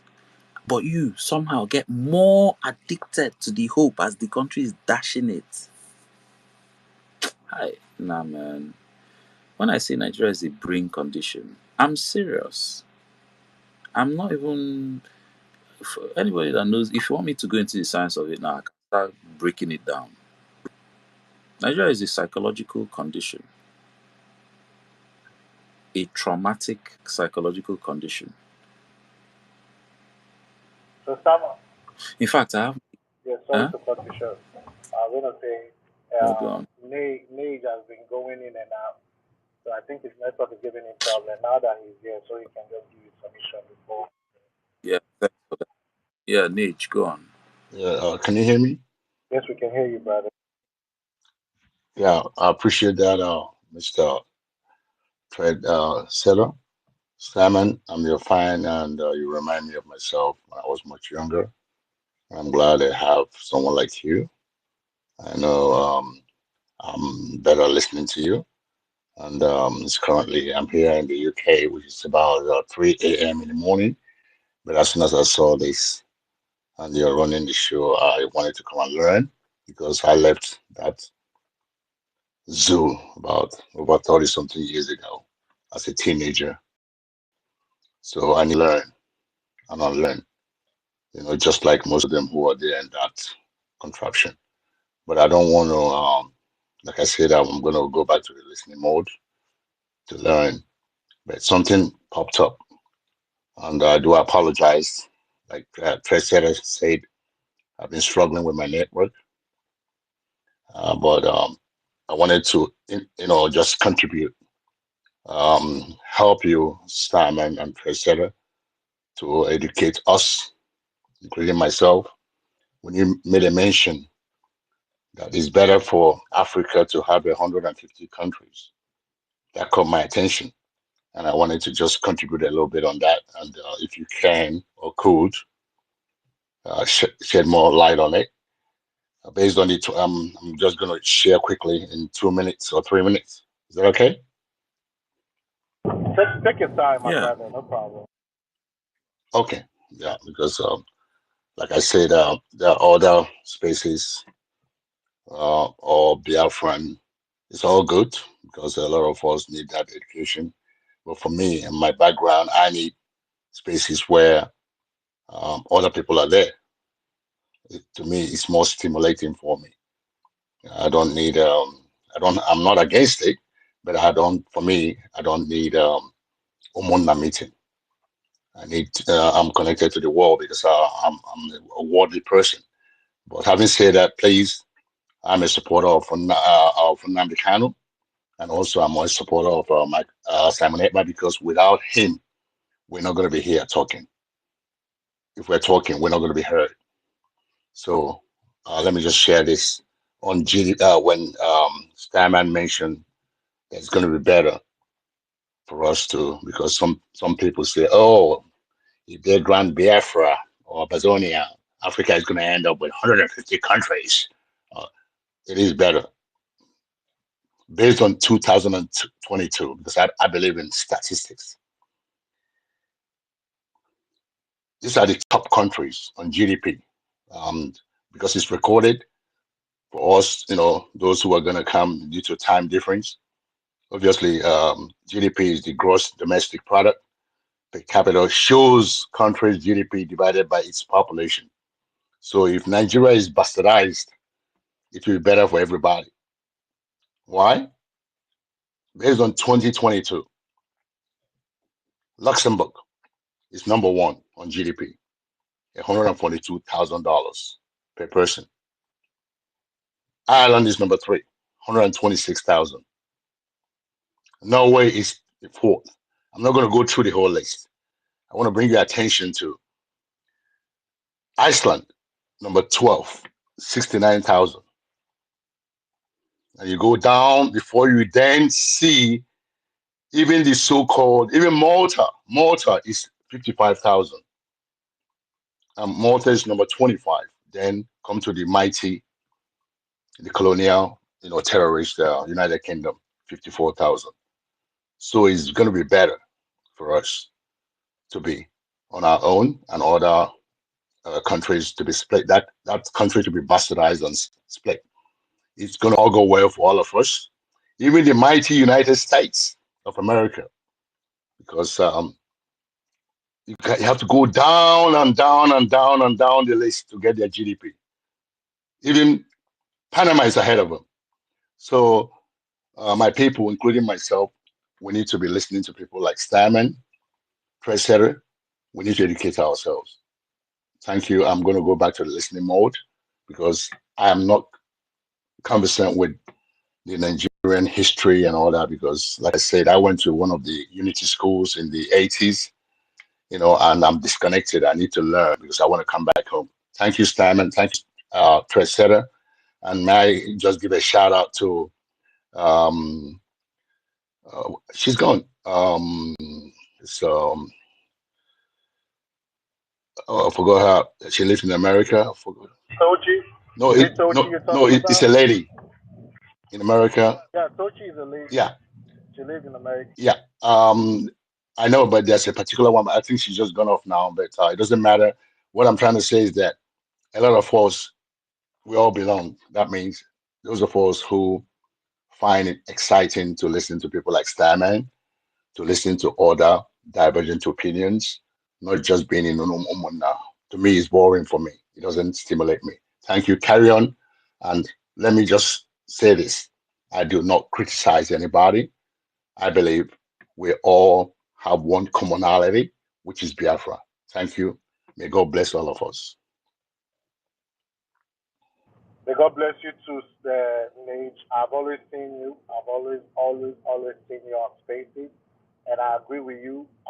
Me too. I get tired of listening to uh, the whole what's it called? So yes, I agree with you, and thank you for that, my brother. CBO, take up the mic. Boka, you were trying to get the mic and your network, so try and get the mic if you want to speak. We need people with different opinions to come to the mic. CBO, you have my word. Nobody is going to disrespect you. You're going to speak your mind. Come on, let's talk. All right, host, You over got to you. intro. Boka, I think Boka is here, Starman. I don't know if you want to talk. Yes, so I see Bonka. My brother Salman, good The evening. How are you? Good evening from this side of the town. How are you doing? yeah, Bonka. Yeah. Yeah, great. I know we have a lot of misunderstandings, and I want you to understand that we're not, first of all, I want you to know that we're not bigots. And two, I want you to understand that we do not deny that there was a Biafra genocide. But what we have an issue with is you trying to shift the blame and saying everything that was wrong about Biafra had to do with Yoruba people. What we have an issue with is you trying to paint Obafemi Awolowo as the guy that made Biafra what it is, a hater of Igbos. This is where the issue is trying to be defined. For a long time, Awolowo has been really demonized among you Igbo people. He has been made to think that because he feels like Yoruba people must be self-preserved in the larger context of Nigeria, he must be treated like a villain. And this is what we have an issue with. So I hope you people understand it. We're not coming as bigots and we don't have hate in our heart like you people think. We're just tired of the constant over the years attack from Igbos against us as a people, against our customs, against our culture, against our tradition. That is what it is. I don't want to say too much because I know this stage belongs to you guys and I respect what you guys are doing. And I just wanted to come up to say, Starman, you and I have been friends for a long time. I have a lot of regards for you. And so when you come on my stage or when you come to my platform and you call me out, there's something that pricks my conscience because I know what you represent. So this is why I'm on this stage to kind of make that statement clear. When we don't have hate for you Igbos, we just don't like the way you guys come as a mob attack and then you insult. Tinubu is not someone we are actually happy about ourselves. But you people make it very hard for us to call him out. Because the moment we start to call him out, you guys make it a Yoruba thing. So this is a very complicated thing, and I wish you people would stop. You have never even called him out to even say making it about Yoruba. So call Please, him please, out. please, don't, please, Oracle, please, please, please, don't It's just like get saying into that Fulani Oracle, people are Oracle, killing people. But when it Oracle, can comes to we get people, the Fulani calling. Oracle, please? We're trying to achieve something here today. Please, just let him speak, because don't interject He's, when he he's finish. not he's not speaking like a direct person who wants to Wait, have a hold on, hold criticism on, hold on, hold on. communication. Oracle, Oracle, when he finish, you would have the opportunity. I don't want to mute anybody. I feel it's disrespectful cutting somebody, muting them when they speak. But please, let him finish. I assure you, you would have all the time in the world to rebuttal. We need to start to learn how to allow people finish in order to be able to accommodate other people's opinion. In that way, we'll be able to educate and give them superior arguments. So please let him finish. Bikono, thank you. Boka, please Thank continue. you. Stammer and I have been friends for way back. I don't know if I could say we're still friends, but I still have a lot of respect for him as an individual, and I respect what he stands for. He stands for emancipation of his people, the same way we do. But you people make it very hard for us to be able to stand for what we believe in because we always have this feeling like you are just around the corner waiting for a reason to attack us, waiting for a reason to insult us. And for a long time, Igbos and Yoruba have had it. It's been very complicated working with you people because every opportunity we have to work with you people, you turn it into an attack against us. You turn it into like a domination agenda against us. And I just got to, but look, there's an Ojude Oba festival that just happened. This is something that has happened every year. These guys had their culture and they did their things. Look at all the attacks that came from you people. Look at all the insults that came from you people. There is a tension going on between our warriors and the larger Yoruba people. Almost anything that is causing tension among Yoruba people, you people have that joy of just cloning yourself into it and enjoying that form. So it's like we feel like anything that has to do with our misery as Yoruba people is a source of joy for you. And you're just waiting around the corner looking for something that will embarrass us and looking for something that will bring us down to the ground. That is where the aggression from us comes from. We don't have hate in our hearts. We just like you are people representing liberation. We also wish to represent liberation. But the moment that happens, you people are constantly doing that attack, and that's what makes it complicated. That's what I came on the stage to say, and I hope Starman still sees me as a friend the way I see him, because our friendship is way beyond Twitter. We've been friends way before this time. That's all I have to say. Thanks. Thank you, Boka. Before someone would respond, and before someone else, it's Oracle that has to go. Because Oracle, I actually caught him short because he was going to interject, and I promised he will. But Boka, let me just say something. I've heard your name before from Sama, and I believe Sama has a level of respect for you too. I will allow him to speak for himself on that aspect. But let me say this to you. When you talk about Igbos inserting themselves to embarrass Yoruba whenever you guys have this problem. Have you realized what your people do? Trying to divide us from our Riverite brothers, sisters from other parts of Biafra land?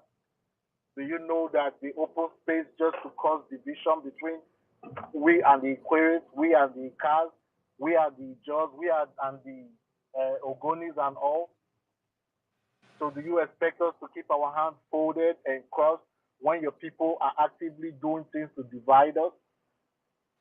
So that is what I will respond to you on that. So I'll allow Saman go, and please, Boka, don't leave the stage because I really want us to have a good conversation. Please, I want to ask really one question when you finish, please. Yeah, let's allow Oracle go. Then you would ask your question. I don't want to seem like I gagged Oracle. Oracle, you can go, please. Sorry for muting you, but let's It's just okay. allow one person. First of all, I would like to remind Gunga, there has never been in history where Igbo people has gathered and attacked Yoruba. Nowhere in history. But we can count many times Yoruba has attacked Igbo physically, set Igbo businesses on fire. You don't act this kind of way and then you expect us not to take action. You are saying that we open space and then we talk about how we derange you with words, not actions.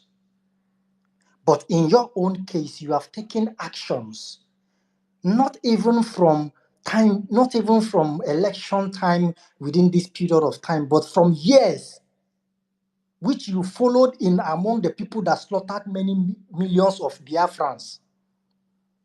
And then you want to tell us how to feel about it. When it comes to the time of election, you tell Igbo people that they have no right to vote. You want to tell us how to feel when you were acting. You forgot your feelings. You forget your acting. It's not first time. I grew up in Yoruba land. Okay, I grew up in Lagos. My mother have a shop in Yanopaja. I can speak Yoruba fluently, even more than some Yorubas.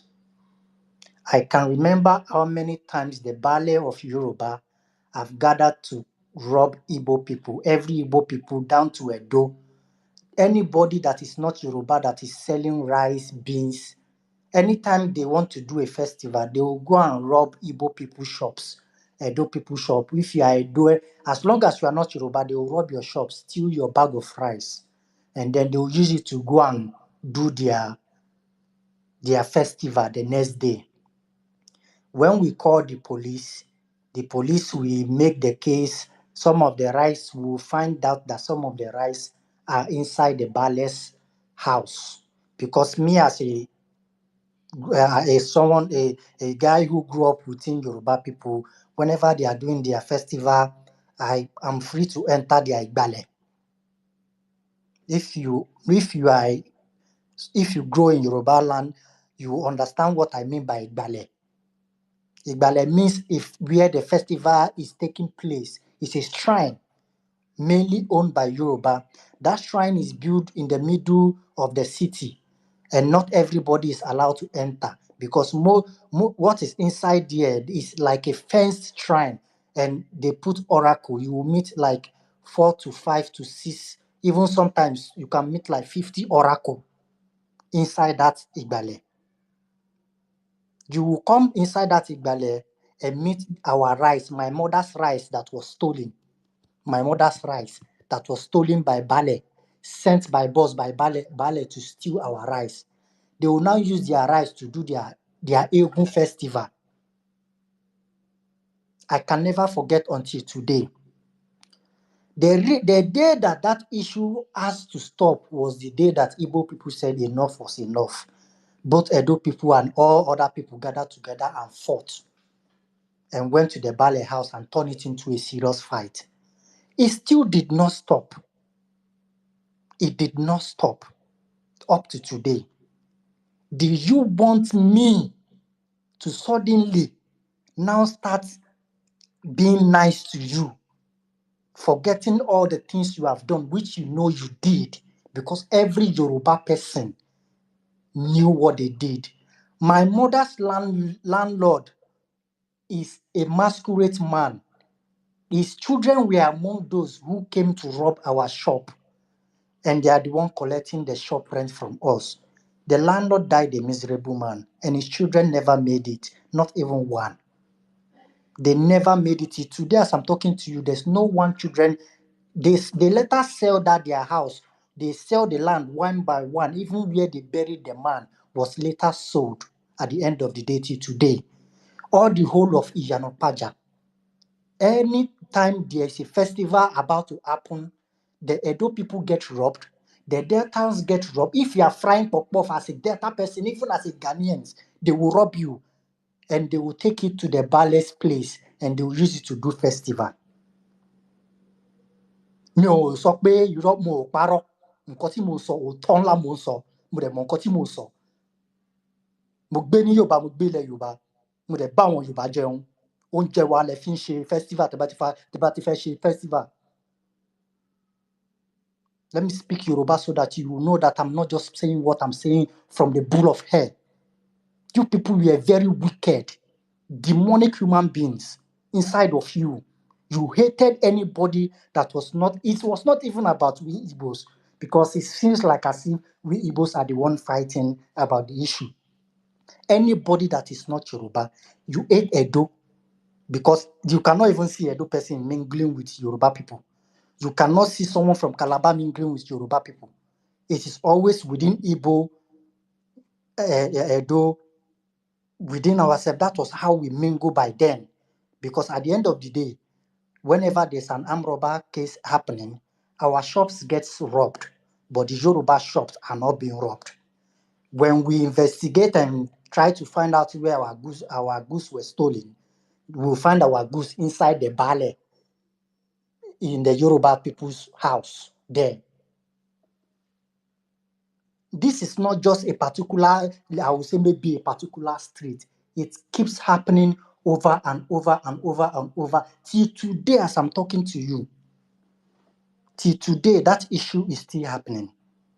At the end of the day, I realized what started happening was that you will see there's some Edo people that had shop.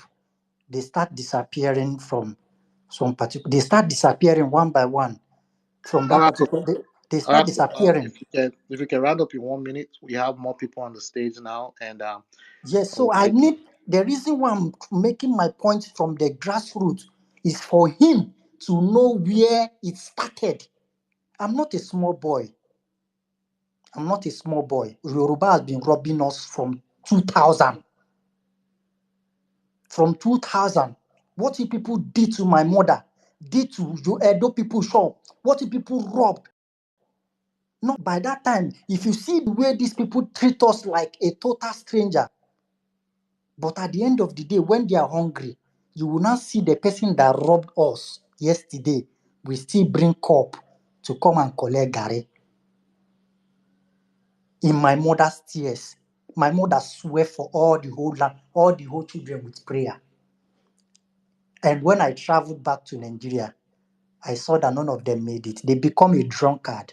All of them from A to Z. Not one of them. The landlord died a miserable man. He was dead and still alive. They had to go and call that their Ogboni people to remove one particular ring from his leg before he was finally be able to lose his breath. That was the time. He's dead, but he was alive for good 6 months. Children from A to Z, even the one that tries to travel to America, he reached America that day. Now that day they deport him back. He came back and he still did exactly what his fathers used to do. The last time I traveled and saw him, he's now a total drunkard. All of them from A to Z. Many, all the ones that was robbing us that year, anywhere they see Edo people selling business, bam, you see that they have gone and robbed. And me, as a person that mingle with Yoruba people, I always enter inside where their shrine is. My mother would beat me, warn me never to go there, but I get stubborn head. I will still go, enter. I will not see those goods they stole, wrapper they stole from Edo people, from Delta people, from Calabar people. They will not hide it inside. They cannot wear it because the wrapper does not match what they wear. When you see a wrapper, you will know that this rapper is from Calabar people because it's mostly their meeting clothes. If you see Thank Edo you. rapper, you will know that this is the Edo rapper. It is mostly their own, and it is Thank you, Oracle. total different. Your We'll come people back to have you, done Oracle. so Move the evil. mic. So don't come and tell us how when you know what you did and where it started from. There was never a day, no history can you bring out till today that in the East, Igbo people has ever attacked Yoruba people or attacked Edo people, and there's no history where Edo attacked Igbo people or that Calabar attacked Igbo people or that Igbo people attacked Calabar. There was no history of it, but there's history of Yoruba attacking everybody that comes to Yoruba land in Lagos. You people robbed, and till today still robbing. Not to come to election, you are telling people not to vote, that they should go back where they came from. Oracle, can you In a hear me, Oracle? presidential election. So, my guy, let me tell you something. I'm not here to recruit, and I'm not here to discuss with you or tell you or correct you. I'm not here to recruit you or to correct you. I'm not here to argue with you to help you. No, I'm not coming to give you fresh orientation. I am a Biafran and I've passed that level. As I am like this now, whatever you want to do, you can go ahead and do. Whatever, because what I want to do is a seal. I've sealed it. If my brothers are not ready to follow me to Biafra, let's battle this battle. Whoever that is not going, his head will be used to replace it to continue the journey. If you no go follow me back home, no go finish wetin we start, then your head now you go use complete time. Because me, I no dey advise anybody. I'm not here to tell you, say, my brother, come now. You don't say this thing wey they do. You be Yoruba. If you are Yoruba, go and join the Yoruba people. Do whatever you like. If you see any Igbo man, kill him. Do whatever you want to do with him. But for me, as I'm telling you, me, I know they recruit you. I no come here to please you. I no come to advise you. I know they tell you. I know they come tell you, say, I want make we settle. I no want make we settle. I want make we finish wetin we start. Because for me, as a Biafran spirit that just come back from dead, I am here to finish what I started. I came to finish what my forefathers started. I always tell my mother that I am a forefather. That forefather will fight that Biafra will die. Now me, I don't come back again with Host, can another Oracle life. hear me, host? Now Oracle, me. can you hear me? So let me tell you, I'm not here to recruit you and I'm not here to please you. I don't want you to be my friend. To me, you are my enemy. Yeah, we I can hear don't you. We so can hear I you. know come do anything with you. Oracle. So I just want you to let that know. You cannot hate people, attack them, and then you expect Oracle, them to you show now, love you to you. Oracle, you. Your emotion means nothing. Can you guys hear me? Am I coming up or do I Yeah, need to go down and come back up? what's greatest? I can hear you. Oracle. I think. So I believe I'm done now. Thank you very much. Okay, Starman, Biko, before you continue, Starman, let's allow Toby ask Bonka a question and Bonka need to respond to all that. Then you can take the mic and respond to him, host, please. Let's allow Toby ask Bonka his question. And Yeah. Bonka, you can respond to all you've heard. Yeah, thanks very much. I don't really want to take much of anyone's time. I just want, like when Bunka was saying these, trying to turn the narrative around being Igbo attacking Yoruba. One of the questions I want to ask is in the Nigerian situation right now, when anything happens, especially when it's negative side, which ethnic nationality do they normally point out? Is it Yoruba or Igbo? And which tribe normally carries it on top of their head? And when I say Igbo, I'm not just talking about, the way you guys narrate it as five eastern states. I mean Biafra, the 40 states of Biafra, because when it comes to the election, all those things you do, everyone around that area is considered Igbo. So when I mean Igbo, I mean the original, the old eastern region. So when anything happens in Nigeria, who are the people that normally being demonized? Is it Yoruba or Igbo? And which would normally do that? Just a simple question. Thank you very much. I came on this stage because I still consider Starman as my friend. And I hope he still sees me as one. I have a lot of respect for him because he's an intellectual. And we might have to end up talking a lot of harsh truths between ourselves as brothers. right? You are the more Yoruba people. Bunker, we are not Okay, brothers. I take that Don't back. say brothers. As co Nigerians for now, is that fine? Is that fair enough? Yeah. So we Yoruba people, we are the most accommodating people in in this Nigeria. We are the most accommodating people. What the Niger Deltans did to you people in terms of abandoned properties, in terms of all those Madakaburu revolutions against you people, what the North did to you people in terms of the constant genocide, constant killing. You know, the killings of Igbo started in the North, right? It started in 1945 in a place called Sorry to jump in, Wonka. Ask a question about when something bad happens, who do they normally, demonize? I understand the I'm hatred. gonna get there. You people are the aggressors. We have been the people that have always kept quiet. It just got to a point where we said we're not going to keep quiet anymore. And the reason why is because you take our niceness for granted. And we got to a point where we're like, you know what? If you don't appreciate the fact that we want to be nice to you guys, we want to be friendly to you guys, we want to walk to you guys as people who are seeking for the same thing, then we might as well pay you in your own coin. And you can understand how it feels when you insult people's ancestors, when you insult people's tribal views, when you insult people's culture, when you insult people's elders. You were the first people to attack Wole Soyinka.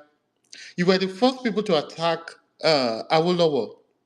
You are the first people to attack Yoruba women, call them dirty, call them lazy, call them this. This is something you've done over years. It's not Can you even see something why you I cannot started argue from. with this kind It's of something person? your. Look at the kind Okay, of can, stuff can you're I saying. can I be allowed to Oracle, land, please? Oracle, please, Can I be please, allowed to please. land? Bunka, hold on, Yeah. please, Bunka, hold on. Let me go one more time here, please. There is a lot of hard and painful conversation that's gonna be had here today. We need to show people, our visitors here, that we have thick skin to absorb whatever they bring and be able to dish it out back. So just relax. Like I said, if you have any rebuttal, so you don't forget, please get a pen and a paper.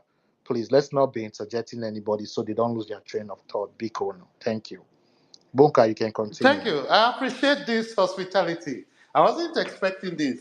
You'll never see me on one of your stages. The reason why I'm here is because Taman is the co-host, and we've had a lot of history together before this tension started, right?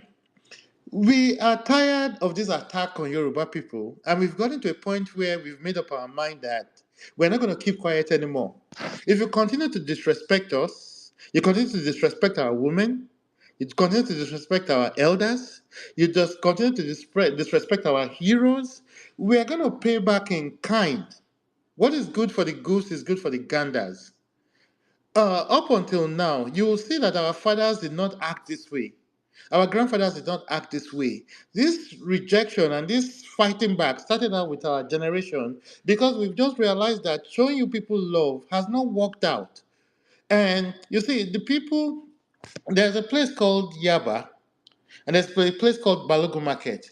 When our women go to those places, we see what you people do to them. We see how you slap their butts. You see how you treat them with disrespect.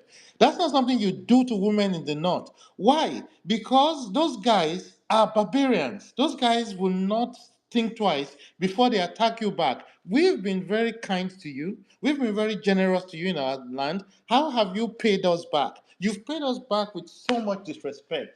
Yoruba people are the most accommodating people. After the war, we started the coalition to bring Igbos back. And you see, there's a guy, he owns FCMB today. You know that there was a man among your people who was very wealthy. His name was man of timber and caliber, Zumban, by the way. He owned a lot of real estate. They preserved this man's real estate for him. Immediately the war was over and he came back, Shivani Balogun gave him back all his wealth. Can you say that that was what was done to you people in Niger Delta? That was where the case of abandoned properties came from. Can you say that that was what was done to you people in the north? No, that was not what happened. Most of the genocides where people came to the Yasaba massacre was done by a northerner who was trying to revenge because of what Ifiajuna did to the Sadauna. Ifeanyi came from the same area where Muritala committed that genocide. Can you say that this was something we did to you people on our lands? No, it's not the case, right? There's been a lot of ethnic attacks on Igbos in the north. At no time has there been any ethnic attack on Igbos in Yoruba land until recently. We've never kind of come against you like a mob or anything like that. And you know that this thing started happening recently. We have never demanded a stake in Igbo land. We have never called any part of Igbo land no man's land. You are the ones that call a part of our own land no man's land. You are the ones that come to our space and call us agberos. You are the ones that come to our space and call us lazy people. You are the ones that come to our space and call our women dirty women. You are the ones that come there and call them ashewo. At what point do you expect that people will continue to hear this and they will not strike back at some point? You,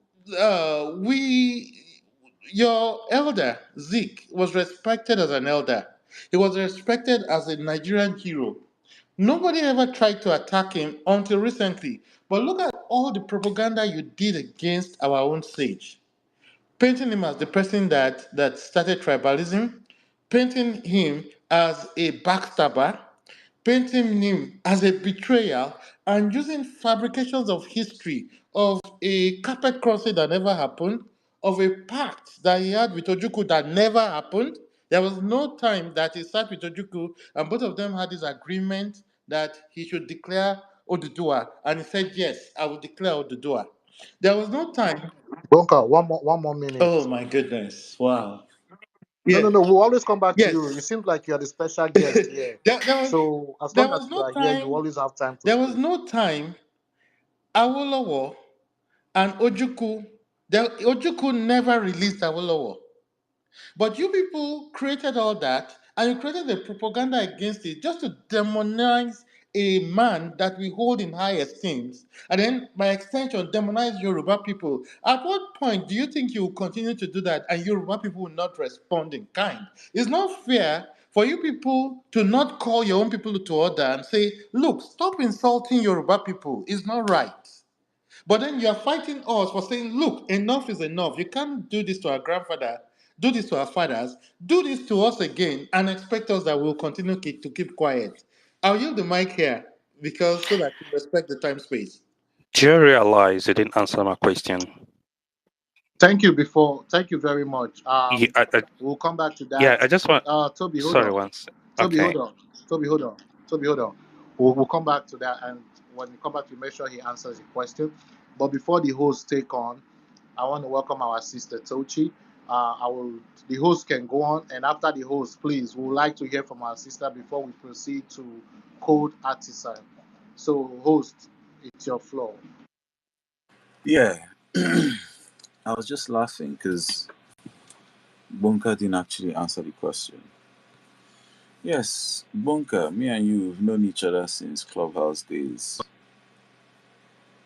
And when I came into Clubhouse, I met you doing Yoruba self determination. And because because we thought we were on the same mission, we even used to host spaces together. We remember you and Hisba running spaces, rooms on Clubhouse. Well, Bunker, yes, you said, we're friends and we'll go back. But friendship is built on trust, and trust is the trust is the yeah, I don't want to say psychological, but yeah, trust is the psychological equivalent of money. Trust is a currency. I invested trust in you because I came to meet you doing self determination. You used to read Nigerian history. But I had to withdraw my trust completely because I saw what happened during the election and the part you played in it. Bonka, remember, before election, I called you. I sent you a message, and then we spoke. You and Are, I spoke to you, and I spoke to That's Are. correct. Do you remember what I told you, Bonka? And we spoke a lot. We spoke for about 2 hours that day. Yes. Do you remember what I told you? You spoke about your loyalty, your still loyalty to Biafra movement, and how you feel like it's a good idea for us to still stick to that. But there was something I called to your attention. I said to you that, Bonka, with the narrative some of your Yoruba people are spilling, coupled with Tinubu's ethnic jingoism, which we can't deny, hmm, that this narrative is going to lead to a pogrom of Igbo people and Biafrans in Yoruba land before Nigeria breaks up. Did I not tell you that, Bonka? Absolutely. What did you tell me? I don't remember. It's been a while, and it was a long conversation, bro. For real. Yeah. Ah, Bonka, you told me, no, no, no, it's not going to happen like that. I can even tell you what Aretu told me. Are told me, no, no, no, it's not going to happen like that. That he's happy we're having this conversation. That he's even the more moderate one amongst you. That there are more of them. Which, and he was telling me that I even saw it, saw it like some sort of veiled threat. That there's more of them in Yoruba land that are even more radical and hard headed than him. And those ones don't even want to hear anything. And I was like, look, Are, I've sure told you my own. The way you guys are carrying on with this thing, is going to lead to a killing of Igbo people in Lagos. All because of Nigerian politics. The same Nigerian politics we spent all this time on Clubhouse fighting against. What did I see after this? Bunker, from when I joined Clubhouse, you and Are never got on with Abe Governor. Abe Governor was the Igbo hater in chief of Clubhouse. Even though he pretended he loved Nigeria so much, and that he loved Nigerians, but Abiy Governor's rooms were always Igbo hate. Abiy Governor would even go to Black Americans' rooms to promote how Igbos sold them during slavery, Igbos did this, Igbos did that, how we ate, how we did cannibalism during the war, how we ate lizards. The African Americans didn't ask him, oh, Abiy Governor will go to their space and just start blabbing. Bunker, during election, were you and Are now not in Abbey Governor's rooms, running Ronu rooms? No, that's not true. I've never related with Abe, and it's not going to change tomorrow. Bunker, you, Ishishayo, Are, I saw you guys in Abbey It can't be me. Me Bunker, and Abe. Bunker, what did Never. you Governor. It is you. wait, I've seen you. I'm a I witness. know Me you, and Oh, Abe. Bunker. Mr. In Man. Abbey Governor's room. No, it can't be true. Not me and Bunker, Abe. Bunker, don't. Never. I'm not here I, to argue with you. Sam, I'm here. I witnessed everything. I'm This, also here. you I'm already witness. know who Bunker is. So he Bunker will even say, opened room that you guys and Abbey Governor you've now made up. How? That's not true, my brother. Me and Abe Bunker, on the same page. Bunker, stop That's You lying. something see why different. I call Yoruba snake? Bunker, stop It's not acting lying. Oracle, like the wait. snake. Many They of us here, we take Oracle, what they Bunker, So we want. did run you just hear rooms for someone saying that Oracle, Yoruba people are But snakes you are now, right? acting like it Oracle. Hold now. on. Everybody, wait, hold You on. heard that, Everybody, right? wait, wait, wait, wait. wait, I guys. No, I Yeah. have to Let's mute you not guys again. And this is, to me, it is not nice. Please, let's not do this. let's Let's not not get resort rowdy. to Oracle. Let me tell you something. Starman is capable of having a conversation with Bunker.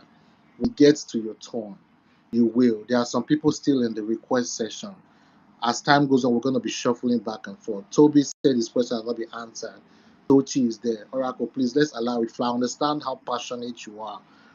Me too. I really want to cut in too, but I have to hold myself most times in order to keep decorum. Please, Biko, Starman, back to you. I apologize for muting you guys. I didn't mean to, but I have to. Yeah, thank you, world's greatest. Bunker, please, let's not lie here. Some of us from Clubhouse are in this very room, on this very stage.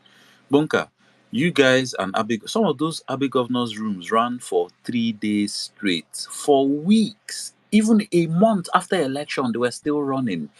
Bunker, I went to some of those rooms and I even heard a Shushayo. You, g- you see, you're here talking about, oh, we are busy Yoruba.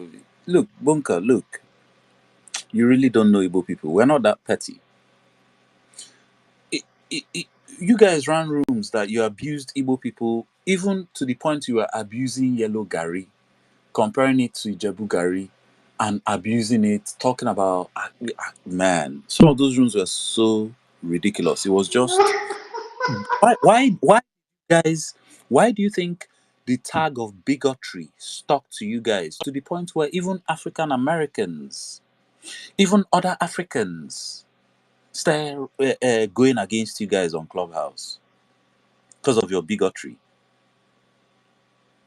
What do you think other people were hearing, listening to you guys, those your Runu rooms back then? Remember them, Ajali? Ajali was like, man, what's wrong with these Yoruba people? Like, they need to listen to themselves. She's not even Nigerian. Remember Neff? Neff was like, man, something is off with these Yoruba people. These are non-Nigerians. The black Americans, the same thing. What do you think people were hearing?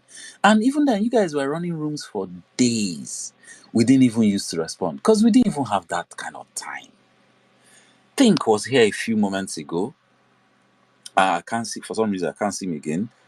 Yeah, maybe because I blocked him. So 'cause does it happen that way? I got Oh, tired no, of him I attacking me on my can page. see it Yeah. now. It, most of, okay, let's even stick to Clubhouse. You say we always abuse you guys. On Clubhouse, how many times did Biafrans or Igbo people open room just randomly start abusing Yoruba? And how many times did we do it in reaction? And even when you guys were running that whole month of Ronu, after a month before election and a month after election, pure Ronu, how many times did we open room to counter you guys? Considering you guys were running yours every day. If Think comes up, Think will tell you, me and Think and Justice and Co. We had a space where we're like, man, you guys get power and time.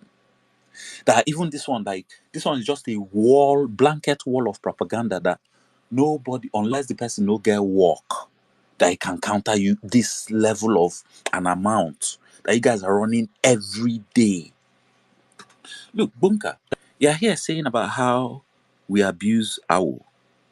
Bunker, should we go through some of me and you's tweet exchange? I keep asking you what in Zeke do you? That was recent. You keep crying The attack on about Awo was way back from your father's days. Bunker. The attack on Zeke Bunker, is recent. Bunker, Awu was involved with Nigeria when the genocide happened, and he played a part Was so Zeke that not? he could have stayed away.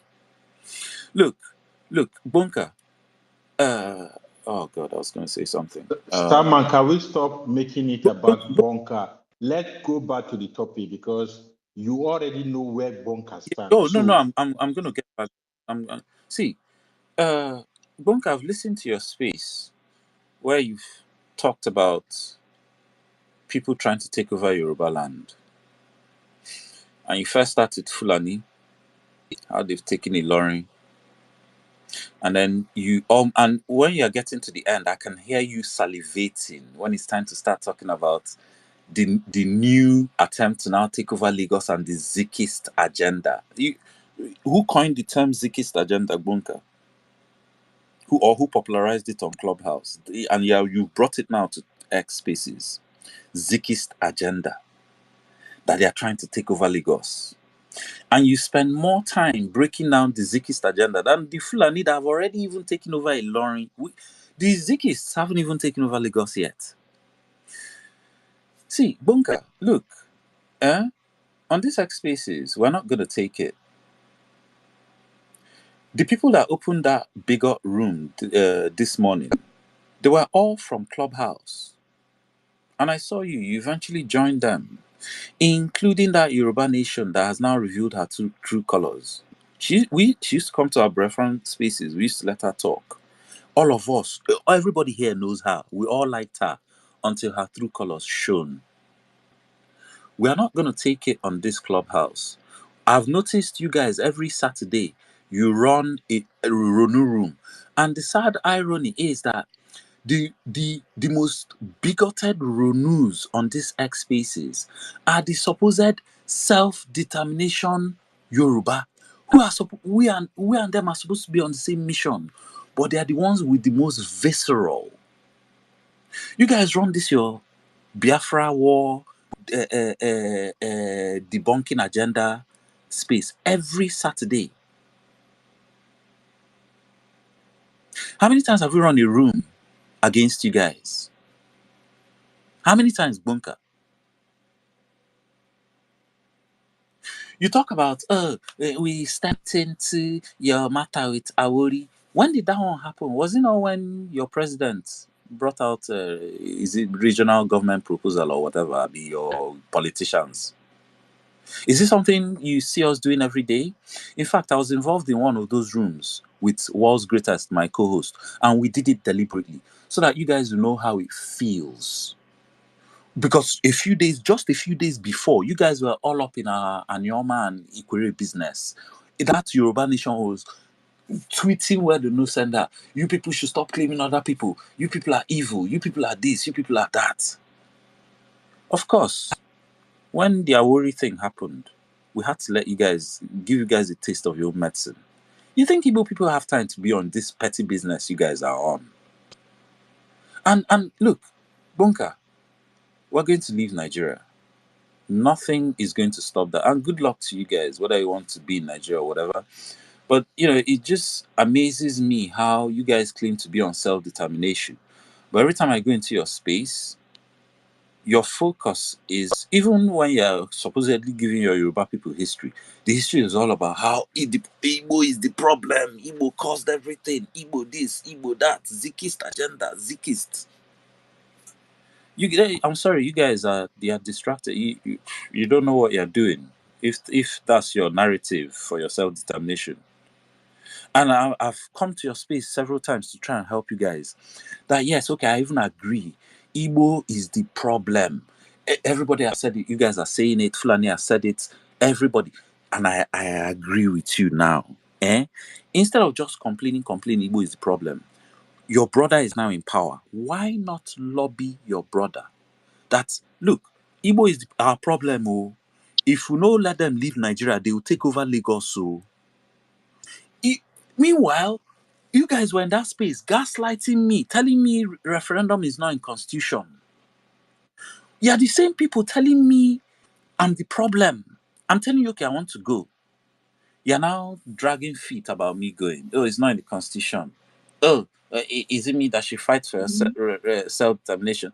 No, and I told you I'm not. No, I'm already fighting for myself.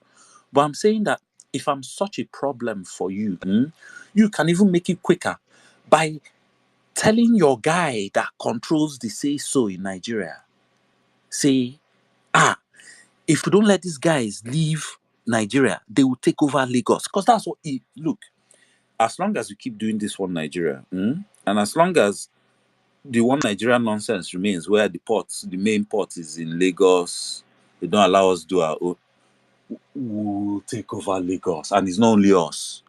You make it look like it's only Igbos in Lagos. How about all the IDP, all the people from Middle Belt and Borno running from Boko Haram and terrorists? When last did you go to Lagos, Bunker?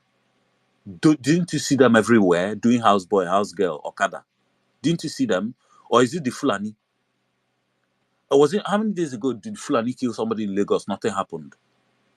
How many weeks ago did you Fulani Hausa and Yoruba have fight?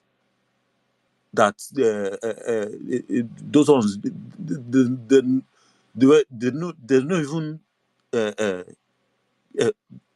they weren't even shaking. How many weeks ago? You think is it only Igbo in Lagos?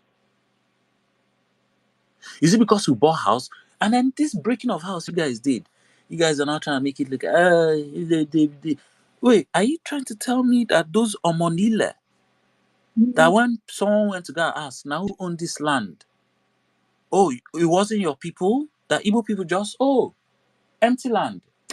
Oh yeah, tipper, cement, start building house. Is that how we build those houses?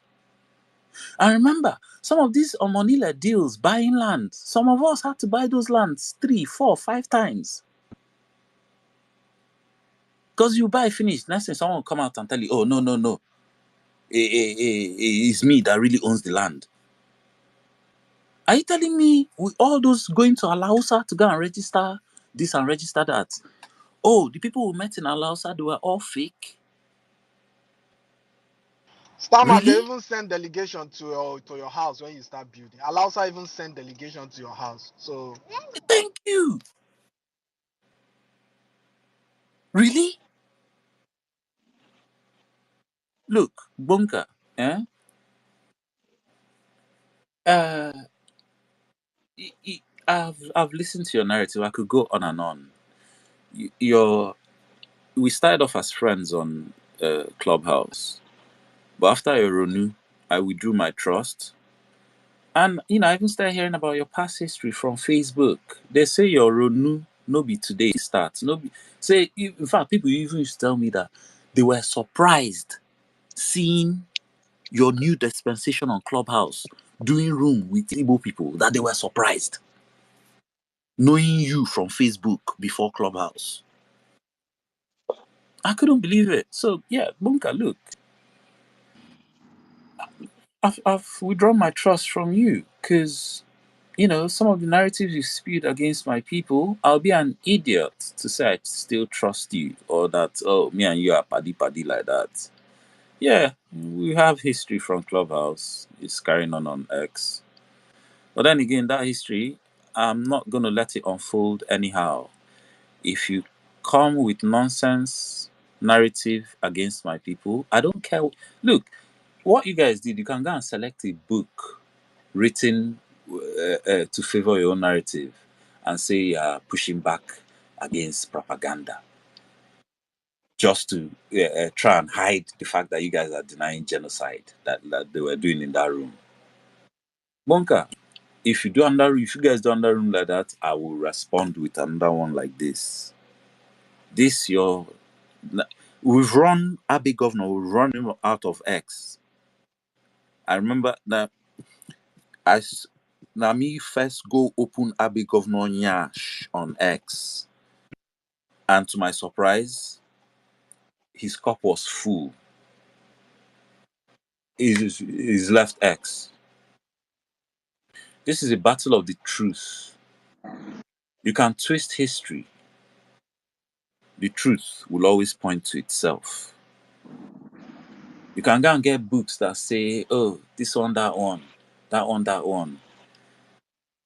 It's not going to obscure the fact that you are only trying to deny genocide.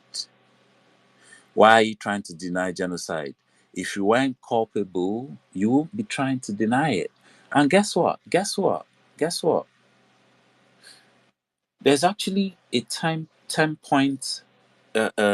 There's a genocide has an anatomy, and you can break its anatomy down into 10 points from the demonization to the from classification to demonization to there's several stages. I can't remember everything now. Interestingly, the final stage of genocide, the 10th stage, is the denial by the person involved in the genocide against the victim of the genocide. And that's what your brothers displayed in that space they did.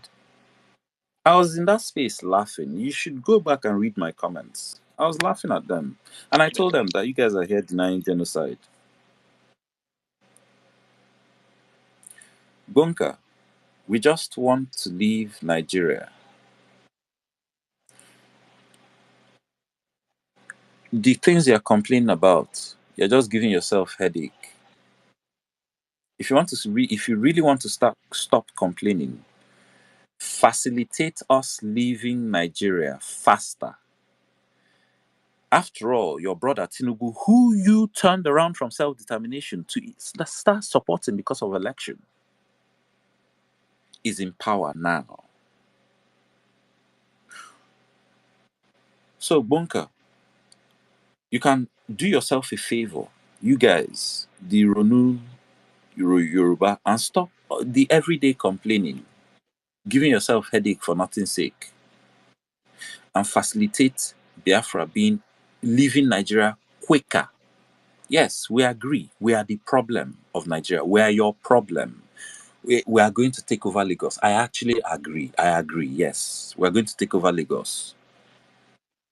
But to stop us from taking over Lagos, you have to help those of us that want to leave Nigeria and stop all this gaslighting. Oh, you guys don't really want to leave Nigeria. Hey, how about all your businesses? The same business you claim we're using to take over Lagos. You're now reminding us that we have business in the same said Lagos. Stop the gaslighting. This thing is about real life. People are dying. And if if Nigeria reach the precipice this time around, I this time around, in 1967 we weren't really ready. We thought Aburi was a deal, but this time we've had 12 years to prepare. We're readier than Rambo. You could rest assured. We've had 12 years to prepare. For plus the Nigeria plus Britain, we're ready. You see this Britain? Hey, in the end, I pray they don't arrest me. Starman. Yeah, So Is it possible for me to speak? yes, somebody's gonna speak. So yeah. let's move the mic a little bit. The next person Thank to you, speak. co-host. Okay. Yeah. The next person Thank you to for speak. giving me the opportunity and the chance. Um, I I am looking at the last election. That was a sort of turning point for we Yorubas in our land. We know we face two major threats in Nigeria. There is Fulani expansionist agenda, and there is Igbo colonial settler agenda. We know these two. We don't have problem with Biafra. Igbo people have representative in the National Assembly. They can submit a bill for Biafra secession. That is their duty. It's not the duty of Yoruba people to submit or to ask for Biafra. We don't know. We don't even know the boundary of Biafra. So that will be their own. That's what Biafra people need to do. As a representative, the governors, the senators, and the House of Rep member submit a joint bill. We want to go and let the Nigerian discuss it legally. That is what I believe should be the right approach because that make it legal, that make it democratic. And if Nigerians agree, which we happily agree, our own, my own belief as Yoruba, I'm a Rono Yoruba, there's no doubt about that. I'm not hiding anything about it. It's protection of Yoruba land within or outside Nigeria. I don't have any business with Nigeria. If Nigeria can work, I'm for it. If we can have a situation where we have a true federal system where people determine their fate within their state or region, I don't have a problem with that. But I will not have a situation where settlers will try to hijack political power in my ancestral land that will be resisted by every means possible. That is me. And that is what we Yoruba are saying. Settler cannot come to Yoruba land and determine our political leader. We don't have any problem with Igbo before. But in a situation where people want to start determining who rule us, that will be resisted. We never determine who rule any other land or states, and we will not allow a situation where anybody from anywhere will come to our land, try to determine our governors or representative or senators. That is what we will resist because the power of governor is so enormous. The governor determines the traditional rulers. It has power over land. It has power over employment.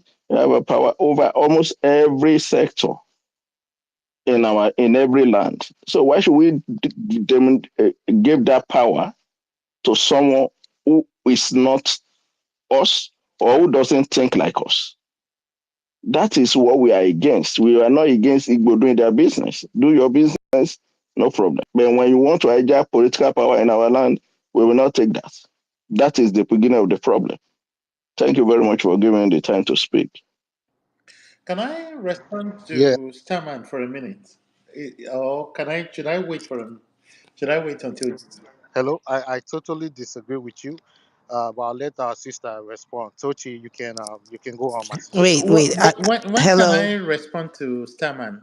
Just let me know my time on the queue. Maybe after I'm Friend said done. that. After I'm done. Okay. Yeah.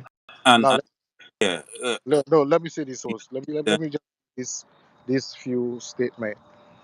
You see, the premise in which you guys come, it's very deceptive because on one hand, you guys preach this Nigeria is indeservable, that everybody. So when Igbo people wants to play the politics, you people say you You people don't know how cannot to play continue to see the politics. world only from But your when they want to play reality. the politics, they Learn to become, listen how did to you other call the people and colonial understand their one thing? They context. become settlers but- when they want to play the politics as you guys offer. And there's this narrative that I really want to debunk, and I keep saying it. Somebody said before, that was a bunker, that Igbo said Lagos is a no man's land.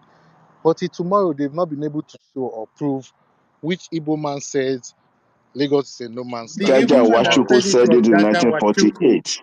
His name was Jaja Can It Wachuku. you was through the provide where he said it? constitutional His name Hold was negotiation. Jaja hold on, Wachuku. hold on. Can you provide where he said it? And Oh, not this is just make up interesting. any name and date. Can you provide where it was said, a newsletter or Google search or a short video or something? Can you just provide it? I will get in touch with Bunker. So, I will send it to him. I don't know where it. all right, I have a download I copy actually have of it. it. I'll pull it all right, out from one of my all pages. right. Until then, and it remains speculation. I know several Yoruba men too have made that statement, like Wole Soyinka. So this whole hoo-ha about no man's land, It was when they, actually the British that named it that is a no That's yeah, man's yeah, not land. true. So exactly. And again, the fact that Lagos was made the capital, and then Lagos was allowed to monopolize the major port access.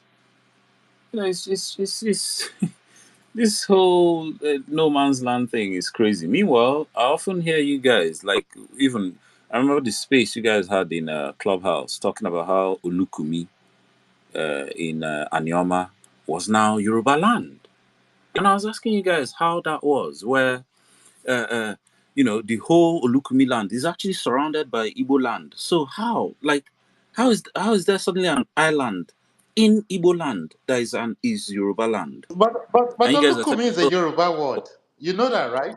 you guys, you guys are telling me. So what are they, the indigenes? Are they Are you like aware that? Olukumi is a Yoruba word? Yes or they're no? settlers. They're settlers. Okay. Exactly. Are they indigenes or settlers? The Olukumi people. Can you tell me when Igbo people have ever disturbed them, gone, broken their houses, broken their shops, told them not to vote? Can you tell me when we've ever done that to them? Hmm? The Igbo parts, sorry, the Igbo parts of Delta State, is it in the same senatorial district as that of the Olokumi? let's Okay, let's do it. let's clarify Let's do this. it like this time, man. Hold on, please, everybody, hold on. Let's do it like there's a lot of people on here that needs to speak. Let's not Great. try. Color, there is Anyama people here. I Oh. am that's what I'm Yeah. So saying. Which parts of the Anioma, what senatorial district is that in Delta State? Because I know that the largest ethnic group in Delta State is Yoruba, right? So, and I know now the Delta, the Anioma axis, those are actually the good land, right? I want to know which senatorial districts the Aniomas are, and then what senatorial district is the Olukumi, which is Warri. is there I'm Orogu? coming. Is there Which Orogu is which is Anyama? Warri, which is Warri, right? Are you Baba, saying take back your word first. Take back your word. Take that thing you just said first. Take it what? back first. What am I Don't put supposed it to out. take back? Urobo is not the largest. Yoruba is Just the take it back, largest in the please. entire Delta state. Let me put it out for you. Just look at the Yoruba is the largest in the entire Delta state. Okay, wait, let's do it like this because it seems like you Oh man. just jumped the line now there. So Yeah, yeah. we actually have people. We'll come to that Uh, conversation later. you need to articulate what you're getting at properly, even for next Sama, time. Sama, let's move the mic. Let's move the mic and the other Yeah, people. So it's called yeah. artisans. Code has been here for a long time. Look, Code. don't you finish. Yeah, I just wanted to say a few things. Thank you, what greatest and Starman. I've been listening, and it's just been a lot. And I literally left the room, and I just came back. I wanted Olaleye to repeat what he was saying about the Igbo. What did he call Igbo people that moved to Lagos? I want to hear that again. Could you unmute yourself and I don't say understand that again? what do you mean by that? Well, I don't What understand do your I question. what do I mean by what you called Igbo people a certain name, a No, no, no. I colonialist, didn't call whatever Igbo people. settlers? I said we No, have no, two. no. Yeah, Igbo people are Yeah, settler in yeah. Yoruba land, of course. So what was that word you used exactly? I What's the say word you Yoruba. No, used? Listen to why me did you again. say it? Yoruba have, Colonial settlers. excuse me. Yoruba have two major threats. We have Fulani expansionist agenda from the north and Igbo settler colony agenda in Lagos. That is Okay, it. There's no pause, two way pause, to it. pause, pause. You said Bunker, is this not Bunker? Are you not the evangelist of this narrative? Yeah, but No, you no, no, need no. to. It's not. Bunker, But Forget what he's bunker. saying This is it is a what fact? Yoruba believe. But what he's Don't think saying, it's bunkers the idea. point is that This is it is a what we lie? know. When you want to hijack political power, Okay, what does that mean? everybody, let's When allow you start to wait. bury other people Biafra can first take of the IPOB all, mic and flag at people that are another So still here for time, the some labor, time. are you saying that only Igbo people in Lagos voted? for real. Oh my god. So Yoruba people Igbo are the voted. largest group trying to do this, co-opting the South South and other minority from the South South. That do is the you people idea. That is actually just it. want to live There is in no denial? Are you there's no hating denying labor? this. We know we saw the last election. We know how some people Alaye, want to impose non-Yoruba person on us as the governor of Alaye, Lagos. are you targeting Igbo voters We are not targeting alone for anybody. What we are saying is this. Settler cannot labor? determine a political leader in Yoruba land. It's that simple. There's No, no, whether it's when I Awusa came Fulani doing into it, when whether I it's came Ikwere So doing it, that is what we are saying. see on my page, I've wait, been hold on, constantly hold on. attacking See, Badimo Road. let's not make the space just about just this. Let's allow people just finish Yes, their yes, thoughts. yes. Tochi finish. Other people here, and there are people still on the line. On my Please, let's stage, not I've been allow the back and attacking forth to make the Badebo Road place for many just about you tweets. guys. Please, Do you know the Tochi, you can people finish, that please. come back to Yeah. attack me back is the Okay, Bun- okay, Igbo? Bunker, let me have my Bunker, time. bun- Let me have my time, bunker, then you can bunker, Guys, hold on. guys, please let's be organized here. yeah, you see, that's just the problem for me. Like that's just the problem. There was just a lot of issues in what you said. There's a lot of things that you said that was just disgustingly weird. And you said Fulani, and then the two major people that are your problems are Fulanis and the Igbos because of what they voted in a state election that everyone had a right to vote in. And that it was actually from that election that the bigotry and everything started from. So when Bunka was speaking earlier and he said something about we started it first, I don't get it. Igbo people don't just go around starting shit. Like you said, we've lived in peace in Lagos for a long time, okay? And we're never the ones to raise up anything in that state or start any kind of issues. You guys were like, if you saw any Chinedu or Madame Ifeanyi or whatever you guys were saying during the election, that if you saw Chinedu, that they should, beat his ass and they shouldn't let him vote or whatever. Like, it wasn't Igbo people that started that. And then Olaniyan said something about how Igbo people, we should go into the that just fucking miss me with that old let's join the political field and go be with a party and all that. That's not gonna work with the Igbos. We don't roll like that. You Okay, know, the what is the political. alternative? Can you mute your mic, please? Let me finish. I don't want to Yeah, lose my train of thought you are because saying something. I'm we responding to what no, you're yeah. saying. Let me finish. Let me Yeah, I don't finish. say Then you you can shouldn't talk. finish. Why are you Okay, then shouting on mute me? your mic. Are Then you the mute one your feeding mic. me or Then what? then mute your Hmm. goddamn Hold mic. on. The fuck is That wrong with can you? Well, stop talking now rubbish. let What the fuck let is wrong with yeah. this nigga? Mute your Let mic. Sorry, why are you calling can him a Please, nigga? Um please, please, go. Why everybody. I'm why a would big you dog. call This somebody? this I this don't is care You're what a this Yoruba anybody is think nigga my about me. now. Are I'm you guy. not here a to nigga? Are defend you my not a father. Negro? And Everybody, hold on. Starman, I is beg your you. I say stage I hate doing neutral? this Or muting I'm shit. still talking, Bunka. I muted I hate everybody. doing this Look, muting shit. Please, Olaleye, congrats. Whatever your views are, it's no problem. But just let her finish. That is the rules here. Nobody interrupt. Bonka can tell you.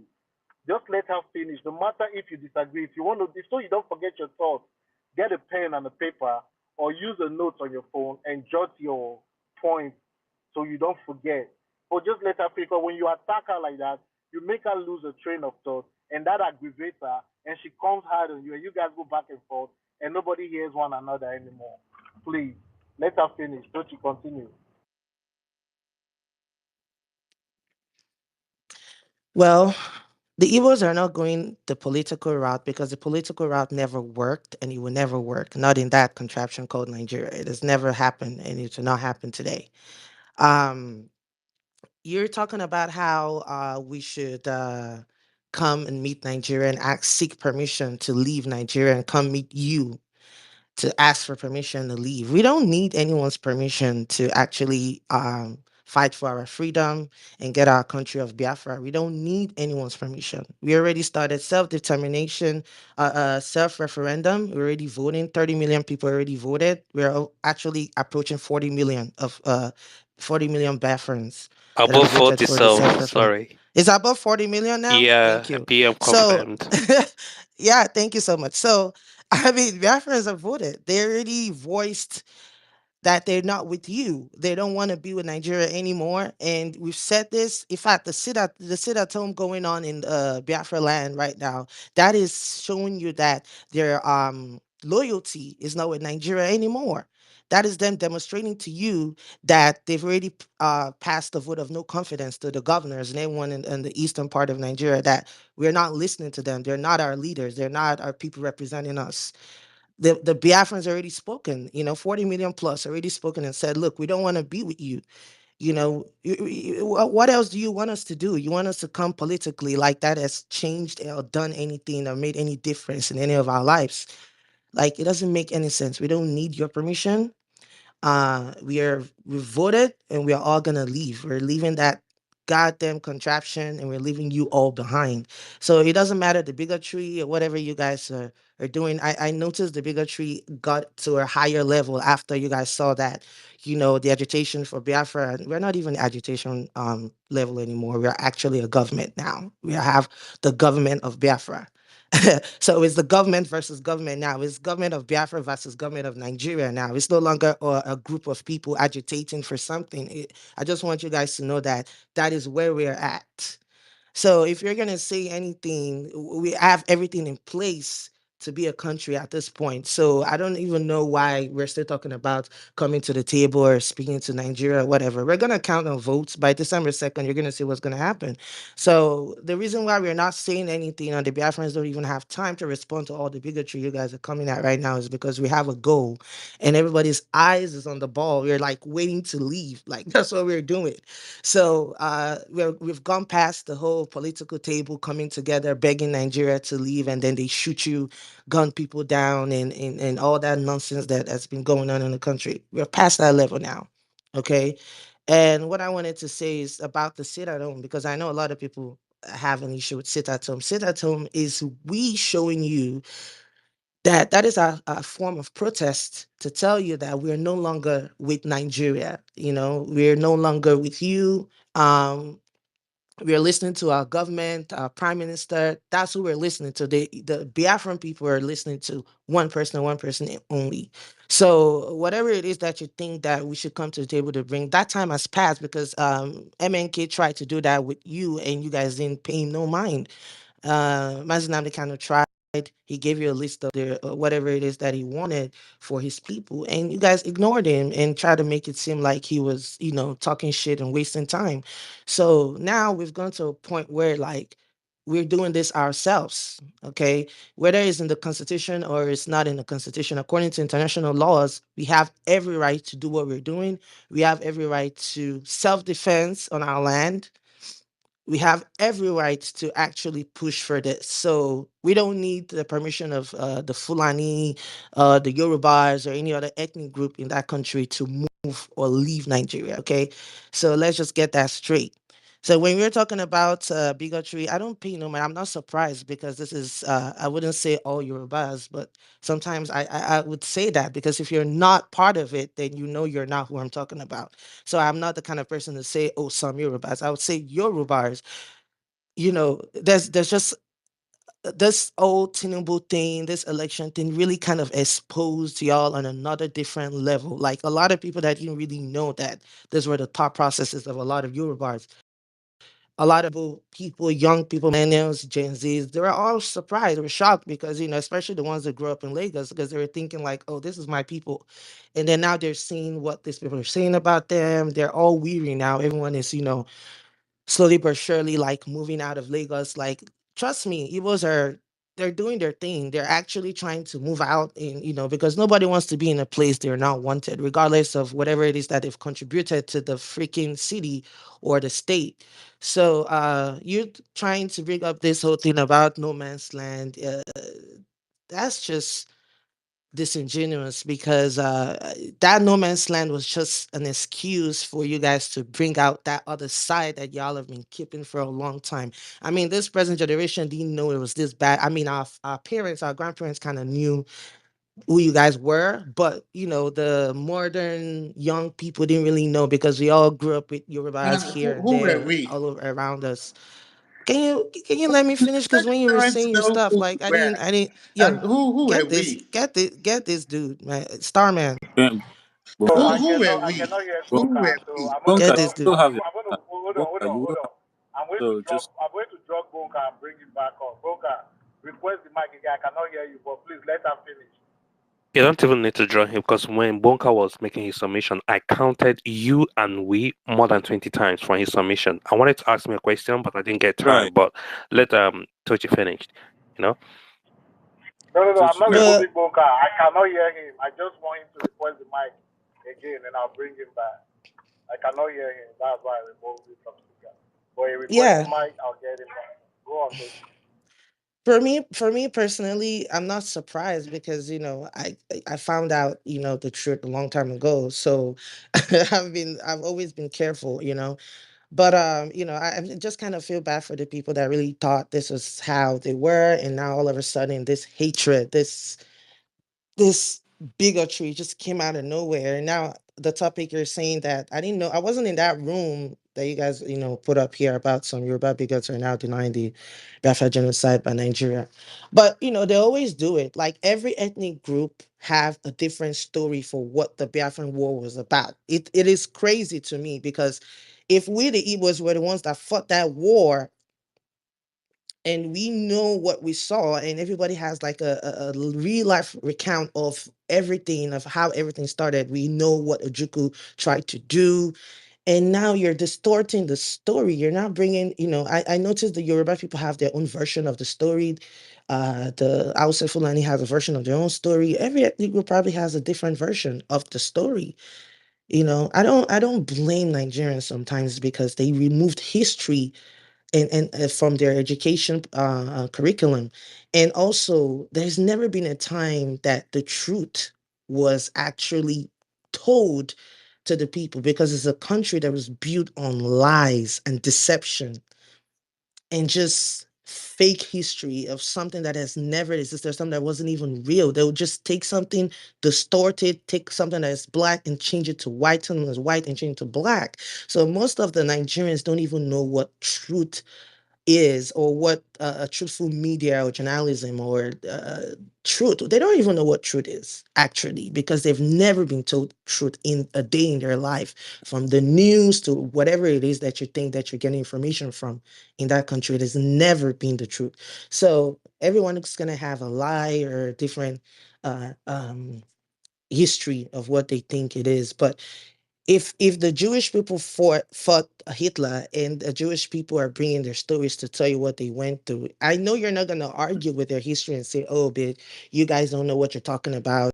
I mean, we were in the corner watching the war, and this is what we thought happened." No one is going to argue with the Jewish people, but for some reason, these other ethnic tribes are trying to tell us what the people that were killed, where 5 million women and children plus men were murdered and starved to death, what we saw, the history. You think we're going to forget how everything started? We're never going to forget such a thing. We all know what true history is. It doesn't matter the propaganda you guys are trying to bring on the timeline.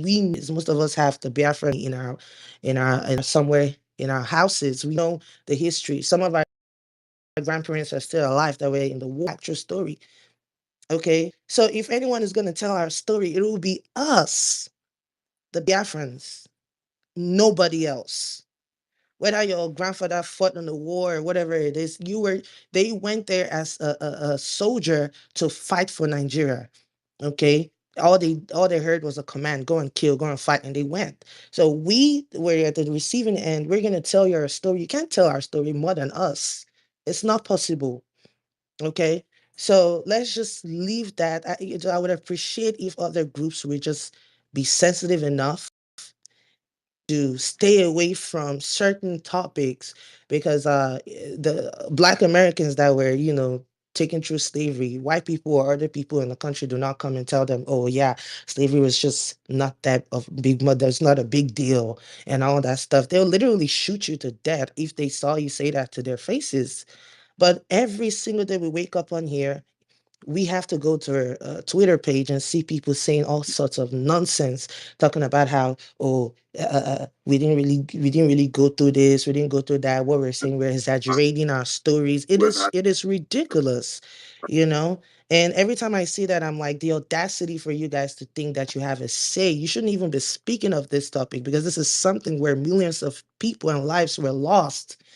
It was a genocide. So, I don't even want to go, deep into this, because this bigotry of a thing, I don't even give a fuck anymore about what you guys think about us or what you think we're doing or what you're saying. My own eyes, heart, and spirit and soul is just heading towards Biafra. That is where my whole spirit is at right now. And with the way we're moving, we're close. We're very close to the finishing line. So, whatever it is y'all want to say, you guys can go ahead and say we don't give a shit. I don't care personally. I don't, and I would advise every one of us Biafrans not to care either, because this is part of them. This is who they are, and they will never ever stop being this kind of people. Because where there's greatness, there's always someone in the corner that wants to quench the light and stop greatness from shining. So this is where I'm going to stop. Thank you for having me. Can I respond, please? Thank you very much. Wait, hold on. We need to bring an opposition, an opposed, Kola D. Gray. Kola D. Gray, you can go on. Olali, just Just allow Kola D. No, Just nobody needs to allow. oppose what I'm saying, because it's the truth, really. What Honestly, we No, it's the just. honestly, truth. It's what the what truth. what Okay, what's so let Wait, true? people on the it's phone. supposed to be me. Let's hear some Come on, from co-host. the other side as hold up, well. guys. Okay, so Let Code Artisan go. Let Code Artisan go. He's been here for the longest. Okay, Let Code. okay. Kolade, please, if you can just grab, Kodati now, for we has been here, please. If you can just grant it the audience. Kodati now, for real, for real. You can go on, Kodati. Go on, Kodati. All right. Thank you very much. It's about all that have been said here that I can't even wait anymore. A lot of bullshit has been said here that I've already lost my temper. One thing we need to understand is this: these guys have been complaining about us giving to them all that they have been giving to us. They are complaining of us, serving them, paying them in their own coin, serving them a God, portion of their I own can't get poison. code at this bro. Well, yes, can you hear Can, me? can you hear me? Yeah, I can I can hear hear you, both. Sama. Yeah. I can hear both. But, but I cannot hear code at Code at this, okay, you go down. Let me drop you and come back up, please. I need to hear you because. All right. Uh, So, can I go now? yeah, go ahead, go ahead. Okay. So, I, Um, I, I was supposed to, based on what you said, give a rebuttal to what Tochi said. But I think from the angle she spoke from, there is really nothing to rebut because she didn't actually um she has moved past the whole idea of politics, right? She's interested now in Biafra, right? Which is everybody's right. If we had a clause, the secession clause in our constitution, it shouldn't be too difficult for people who don't want to be part of a marriage to stay in the marriage. The problem here is we don't even have that provision in our constitution. To call for a referendum in Nigeria, it is actually treason because it is not in our constitution. You get. So supposing that we have that in our constitution, I think it will have been perfectly okay. You don't force people into a marriage. Believe me when I say it, I'm all for whatever happened to Nigeria. I am much more interested in the Yoruba, and I think that's where most of Yorubas have actually got into. I remember about 5 7 years ago when I actually started a group, the Yoruba Economic and Social Development Agenda, and I had a friend from Nedu Belt who accused me of a tribalist, and I'm like, so is it tribalistic to want to love my people? Is it tribalistic to want to develop my people? I am not saying you shouldn't do yours. Even if we're to exist together as a people, as one, as a country, I would still want to sort of like a positive competition between Yoruba and Igbo and Hausa because I would want to be Shaman, best. your connection Uh, is having issues. my connection. Oh, sorry. Maybe I No, the should. host, Can you the hear me host, the now? host. The old connection. well, Okay, okay, well, okay. Okay, so but then of course there's an alternate reality on ground as opposed to I love people like Tochi. Honestly, there wouldn't be any reason for me to argue with someone like Tochi because what she's actually for is what I am for. Honestly, I just feel like it takes time to really be able to sever ourselves from this Fulani contraction or whatever it is. I believe that they're using one Nigeria to have access to our water without paying the right thing. When if you're a different country and you want to come in through our sea to bring in products, you should pay the right thing. But then one Nigeria is helping them to do that, to not pay what is actually due. If anything, they're taking 10% derivatives. We are taking 10% derivative from whatever it is that we make in Southwest. So people like Tochi, we can befriend. You're a pro Biafra, I'm a pro Yoruba. That's a great one. But then we have those people who now actually join Labour Party, people who transferred 100,000 voters card from Southeast to Lagos in the last election. These are people I believe that Bonka and people like Mr. Olale they are actually referring to. I did the same because before the obedience movement, so to say, there are so many accounts on Twitter with AVI that actually have the flag of Biafra. I can see them no more. I can't find them anymore. What I'm finding these days are people who actually am obediently obedient. I am one Nigeria and all that. I think this is where I get confused. And then the same set of people would retweet massively Samuel Ekpa's tweets. The same very people that within an hour they will retweet Mr. Peter Obi's tweets. I don't know. Maybe there's an ideological differences, or maybe there They're are two different. confused. Well, I mean, you get so maybe because we have 100,000 transfer of PVC from Southeast to Lagos in the last election. Yeah. So maybe probably that of course, within the Yoruba also, there are people like me that are liberal that believe that, okay, even if we're going to have Yoruba nation, it will take time. Let's take our time to build economic resilience so that in case of eventuality, since there is no referendum in our constitution, it might then lead to war. I wouldn't want a war that I know that we cannot win. right? But then there are those who just want Yoruba now. And I always tell those ones, I'm not seeing Yoruba nation happening anytime soon. The Fulanis are not going to leave the cake they are eating, because we're their cake. Anambra alone has a very large deposit of gas. There should not be any reason why they shouldn't have access to their natural resources. Yeah. But then we have a situation where that natural resources that they said belongs to federal government, we have people who are major elites in the north who are illegally extracting theirs. Yeah. That is not to say that I do not always have some areas where I don't agree with some Igbos. You understand? I'm not an hypocrite. If you come in with the area of maybe civil war didn't happen or done something, I will tell you there is enough force to go around to Ojukwu in civil war. And then if we're saying there is a genocide for the Igbos, we should also talk about the massacre of the Ogonik River, the ethnic minority in the southeast. That's another conversation for another day, right? But from what Toche said, I think I am all for what she said. But I just feel like, well, it will take time. The Fulanis control the military of Nigeria. They are not just going to let you go. The very same reason why Ojukwu and Nrosi will not allow Adakaboro to declare Niger Delta Republic is the very reason the Fulani that are currently controlling the Nigeria political structure will not allow any ethnic group to secede. I mean, let me drop the mic here. Well, unfortunately, it's not Can up I to can I them. speak? It's not So, up to but I them, think, unfortunately. but I think there was some misconception in what you said. There were some half truths in what you said. It was Nigeria that did not want Adakaboro to succeed, not to Juku nor Erosi. You see, But when it Right. is the head of when state it then is was Nrosi. hold on. When it favors you guys, you break Igbos away. When it doesn't favor you, you bring us back to Nigeria. You see why your argument sometimes doesn't follow right. You just said And it's Trendsetter. Who was the head of state as at this time? listen, it was the Who was the government head of of was state? Nigeria. Nigeria It an was the Igbo state? Was government Nigeria of an Igbo state? Nigeria. Or were you excluding them from the government? Were they Who not was part the of the head of the government of Nigeria? government? I Who don't was the care head of what this you say. government? It You was. see, There was a coup that has killed all the leaders of the I, other ethnic group. Ahmadu oh Bello my was already God. dead. I'm coming. Sama, Ahmadu Bello. Sama, I'm coming. Sama. I'm coming. Wait, Do you Hold want Colade, me on, to Colade, speak? Salman, Salman, wait, Staman. hold Colade.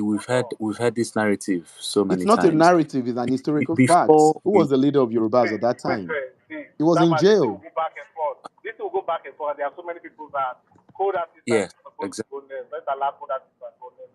I could carry Let, you let- behind the let thing. me just say something. There are people behind. Go on. There's a there's a few people requesting. I can't seem to bring them up. There's Akukaria, Think Tank, and I really want Think Tank to come up. No, I'm going to drop them. No Stammer, problem. check your All right. DM. And and, Let's do and it like there's this. We're going to shuffle it. We're going to shuffle yeah. it. But for now, let's just allow Okay, code so assistants go. Then we'll shuffle but it. yeah, let me also say one thing. Now, Color, another thing you conflated in your first submission was that okay, you agreed with Tochi, but then sorry, code artist, and I'll be very quick.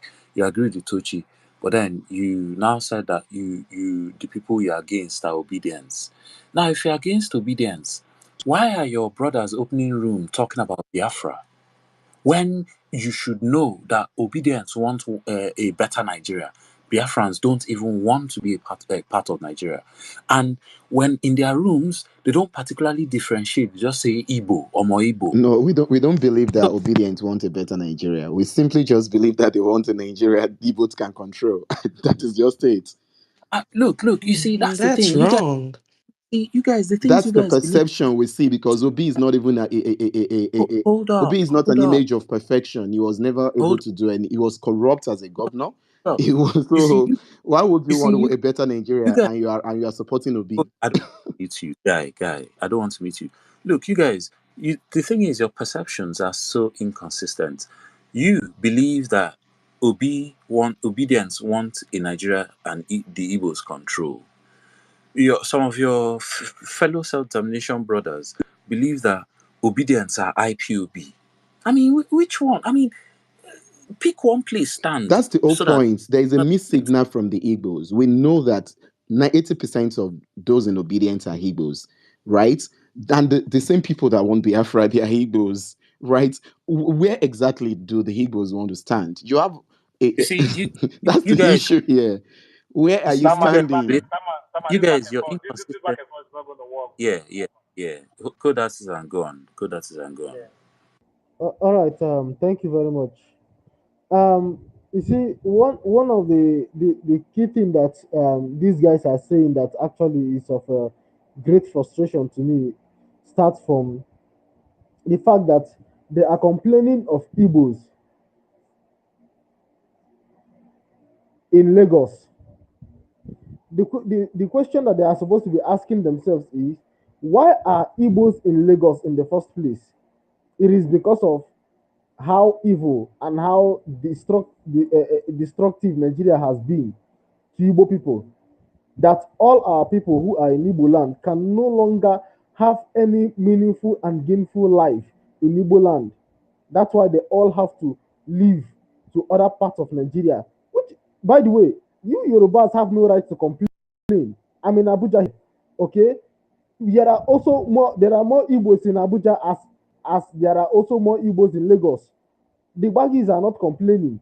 So you Yorubas should just shut up on this matter. It's because of the evil of Nigeria. That's why the Igbos are all over Nigeria scattered, and you're complaining about Lagos. It is the deal you guys made, okay? It is you Yorubas that made the deal that all the ports in the southeast should be closed, so that only the ports in Lagos will be working. That's the deal you made, and you're reaping the benefit of your evil deal.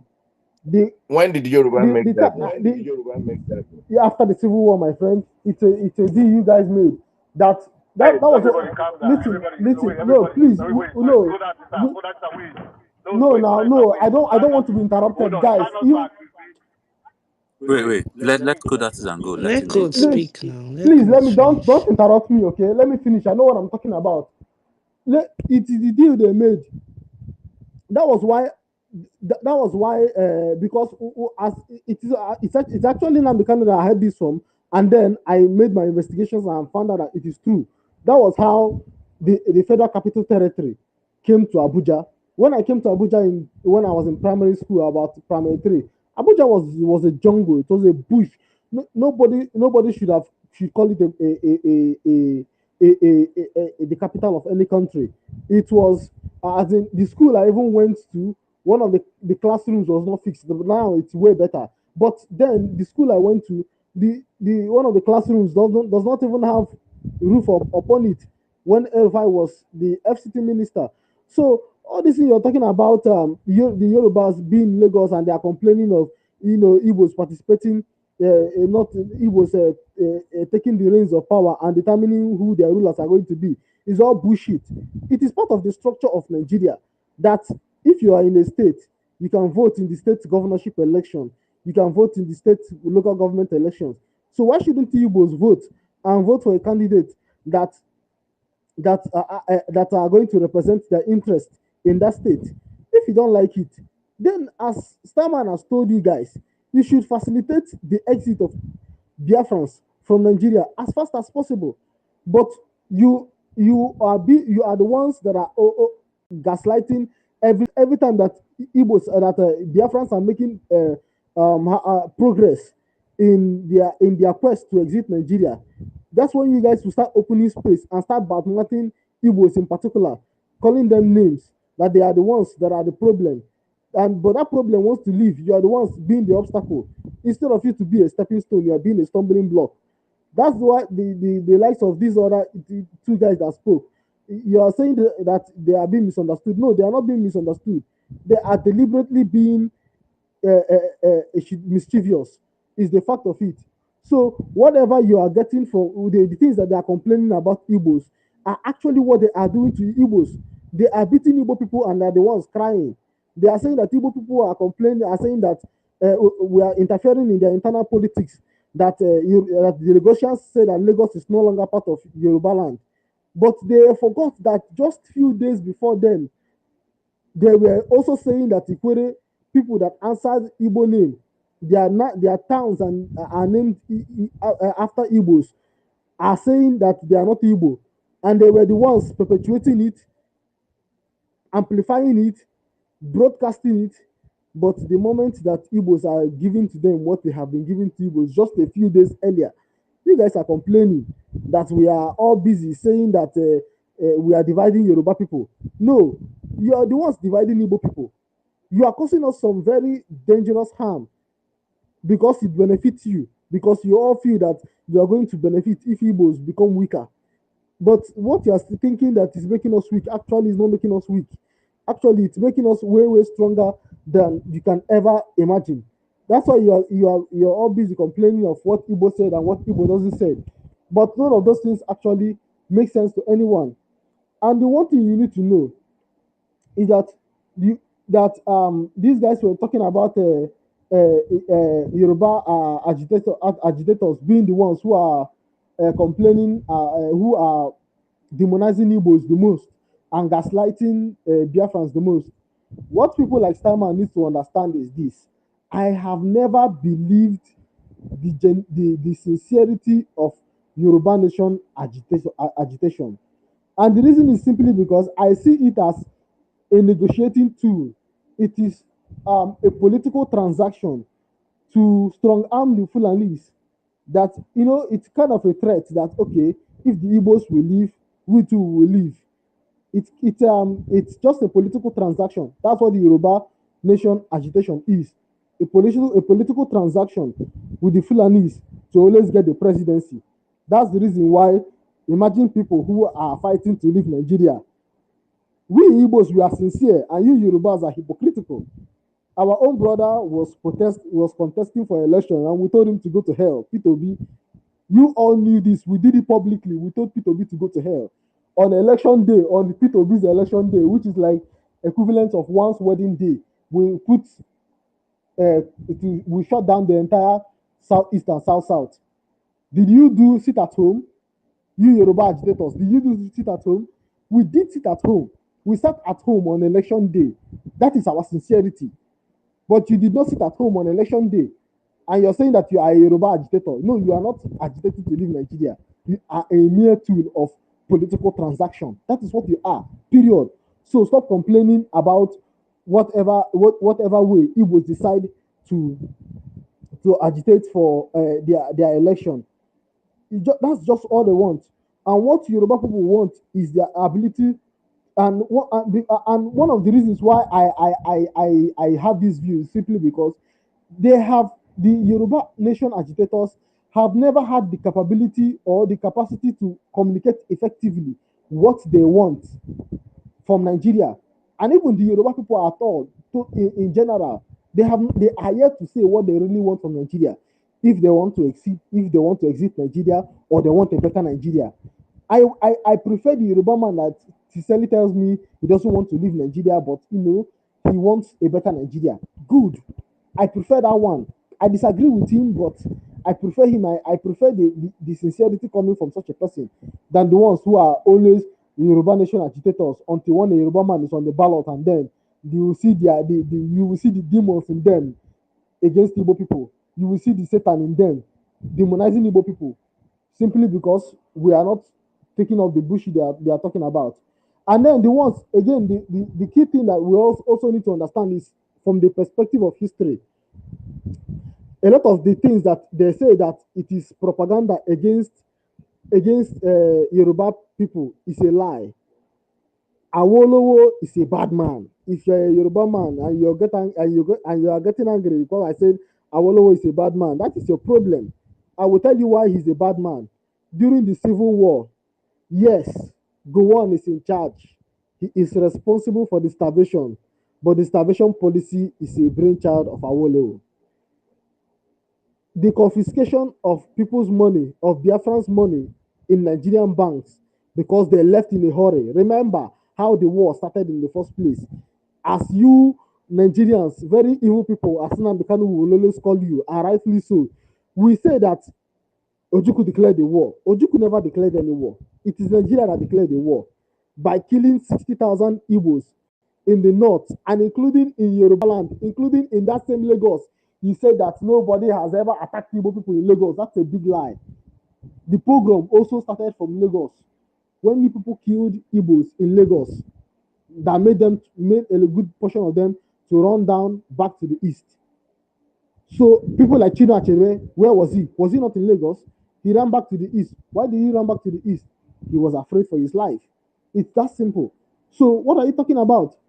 You guys made the policy, Awolowo made the policy of confiscation of people's money in their bank account so that the Igbos will be further impoverished and weakened. And for that reason, you're saying that we shouldn't call out Awolowo for his crime. No, we will call out Awolowo for his crime. He was part of the genocide. He was part of the confiscation of Igbo people's money in Nigerian banks. It was all these policies were all from him, and they were all it. How do I put it? They were, and he was actually the primary beneficiary of the coup that happened before the pogroms. That is something else that you Yoruba agitators and that are complaining about what you are saying against Awolowo are skipping conveniently. These guys that carried out the coup, Nzogu and Co., which by the way is not an Igbo coup, it is a Nigerian coup. Yoruba people were in the coup, Igbo people were in the coup, Northerners were in the coup, including Fulanis themselves were from the coup. All these people from Middle Belt, the people you are saying that they are not Igbo, that made you to say that they are it is an Igbo coup. People from those states that you are saying that they are not Igbo, they were all in the coup. It was a Nigerian coup. But when and who was this Nigerian coup was done for who? It was done for Awolowo. You all said it. You all had it when the coupists themselves said that the reason why they carried out the coup was simply because they want to release Awolowo from prison so that Awolowo would then become the next prime minister to govern Nigeria. Was that not the intent, the purpose of the coup? Was it because Ojukwu and Aguiyi Ironsi stopped the coup? You are saying that it's an Igbo coup that was stopped by Igbo people. That coup was stopped by Aguiyi Ironsi in Lagos and Chukwuemeka Odumegwu Ojukwu in Kano. So how is it an Igbo coup?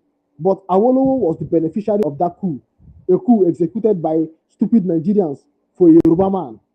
And if people are saying that it is Igbo people that are the problem of Nigeria, yet when we want to leave, you are gaslighting us, insulting us, carrying out all manner of ethnic bigotry against us.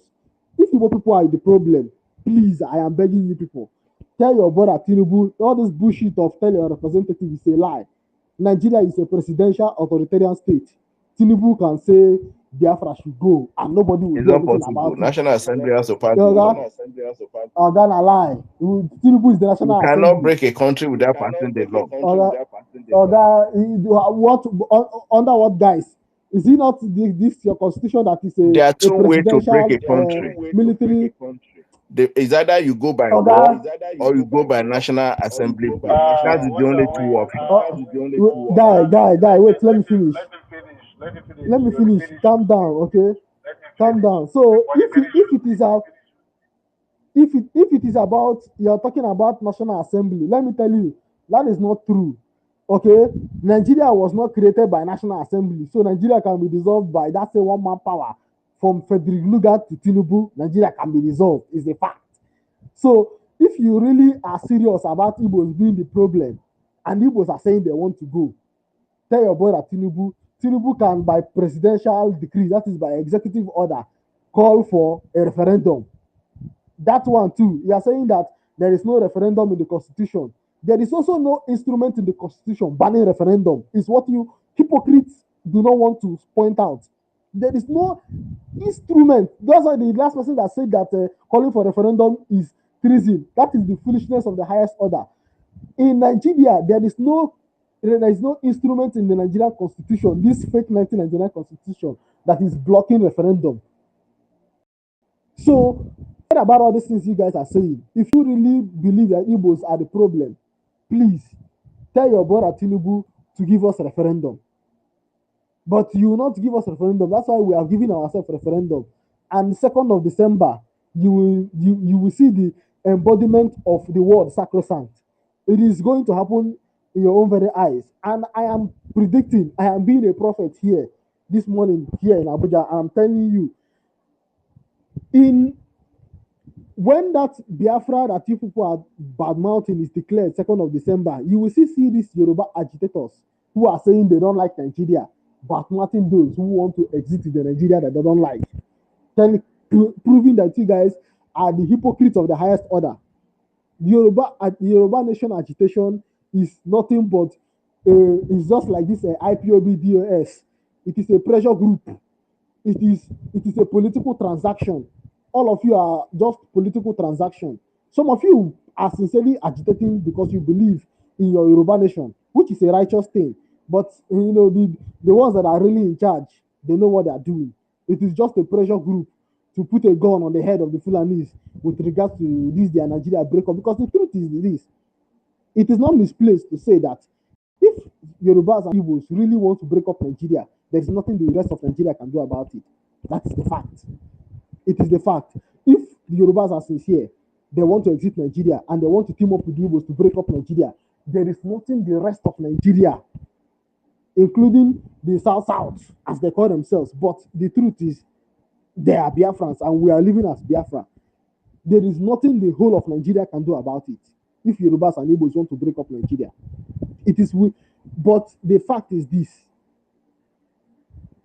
Yorubas do not want to leave Nigeria because the mere fact that simply they see themselves above Igbos every time that presidency, according to this their stupid Nigerian politics, is zoned to the south, it will be a Yoruba man. They don't want to leave Nigeria. They are comfortable in Nigeria. They, no matter how many refugees the Fulanis will send to Benin Republic, they want to remain in Nigeria. So I don't see any reason why. How do I put it? I don't see any reason why they want to leave Nigeria. That's why they will keep badmouthing Nigeria. So let all of us keep this date in mind and keep what I've just said. 2nd of December, when Simon Ekpa declares Biafra, the biggest badmouthers of Biafra when it is declared are going to be those Roni Yorubas who are agitating for Yoruba nation. Thank you very much, Starman. Thank you very much, co-host. Thank you, Code Artisan. And I was going to add to what you said. Well, echoing what I even said earlier. Look, if you don't like Igbos and whatever agenda you think Igbos and Biafrans have in your land, I said earlier, your brother is in power. You guys can lobby him. Let me even add this one because this is even the more important one. And in case maybe you don't know someone that knows Tinubu, but that's another. Also, tell your brothers, your own brothers and neighbors, Yoruba brothers and neighbors, say make them no join zoo army, the ones in the army because of salary. Tell them say if they send them come Biafra land, make them no come. You see how they used to run away from Boko Haram land when they used to send them to Boko Haram. Say when they send them to Biafra land, when they cross, before they enter Biafra land, make them just find routes, anywhere where they fit make them just because this time around no be play, it's not a joke. And then Olaleye, this thing I'm going to let people to, so it's not now we'll tackle it. This whole thing you're talking about referendum is not in I constitution didn't say or that. this and that. Okay. What I'm saying is We'll, we'll, this. we'll, But let's allow wait, yes, There are Olani yes. two Don't speak, worry. there, We'll and yeah, after there are two Olani, ways to break a hold on, country. Olani, hold on. Someone, more hmm? just because as it be so, I could carry on same time. So more allow Olani speak. I could carry on Olayika in that Okay, order. thank you. What I'm What saying, about me? What about I will me? be quick anyway. But, What I'm saying is Funke, this. sorry, I didn't even see you. Yeah, I will be Funke, quick. sorry, Funke. What I'm saying is this. There are two ways to break a country. Is that through the National Assembly of that country or through war? There's no other way. So we have the two options. I believe the easiest and the quickest will be through the National Assembly. If we want to do it through war, we don't know where that will lead. That is one. Then okay, another thing I want to ask is, I think Tochi said Biafra is already in existence. I want to know how many countries have recognized Biafra as a country. And is Biafra now a member of United Nations? And where is the central bank located? Thank you. Well, the United States Justice Department just recognized it, so go figure.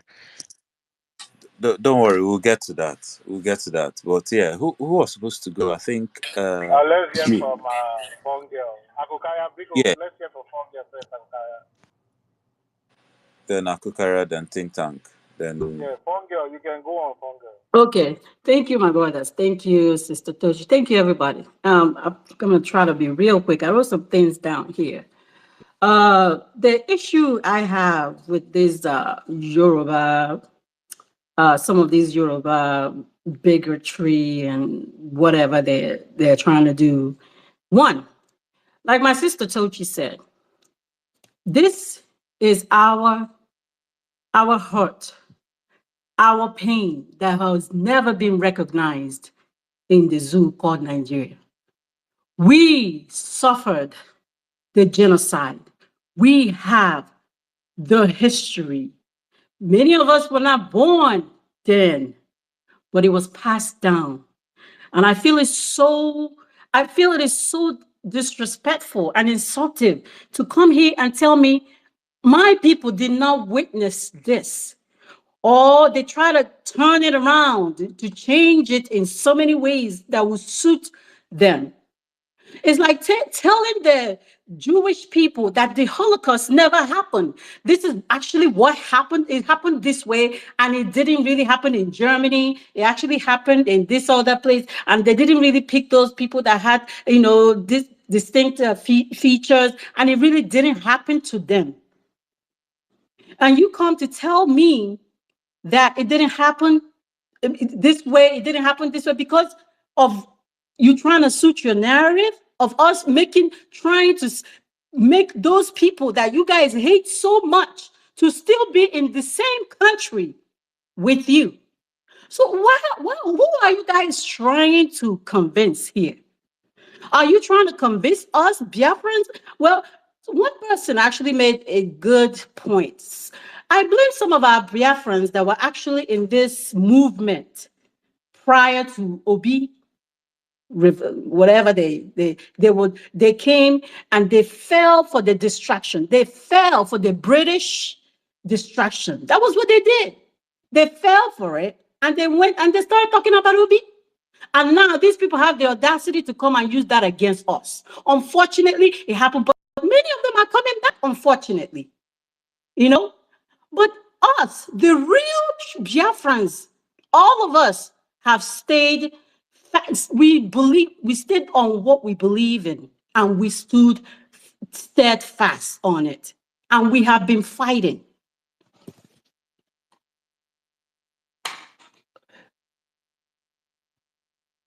We have been fighting, excuse me, guys, sorry. We have been fighting for it. And the thing baffles me. And you say you want one Nigeria, but you have issue with an Igbo person going to, they live in Lagos. Maybe they were even born and bred it they were raised there. Their family, that's all they know. That's their land. That's who they even speak the language. They eat the food. That's what all they know. And now they want to be able to, be a congressman. I'm using that as an example because I don't even know what they call it in Nigeria. I'm here in America. Want to be a congressman in their area, or they may even want to be a governor in where they've been living all their life. And you tell me that they can't do that because they are not indigenous to the land. So what are we talking about here? What are we saying?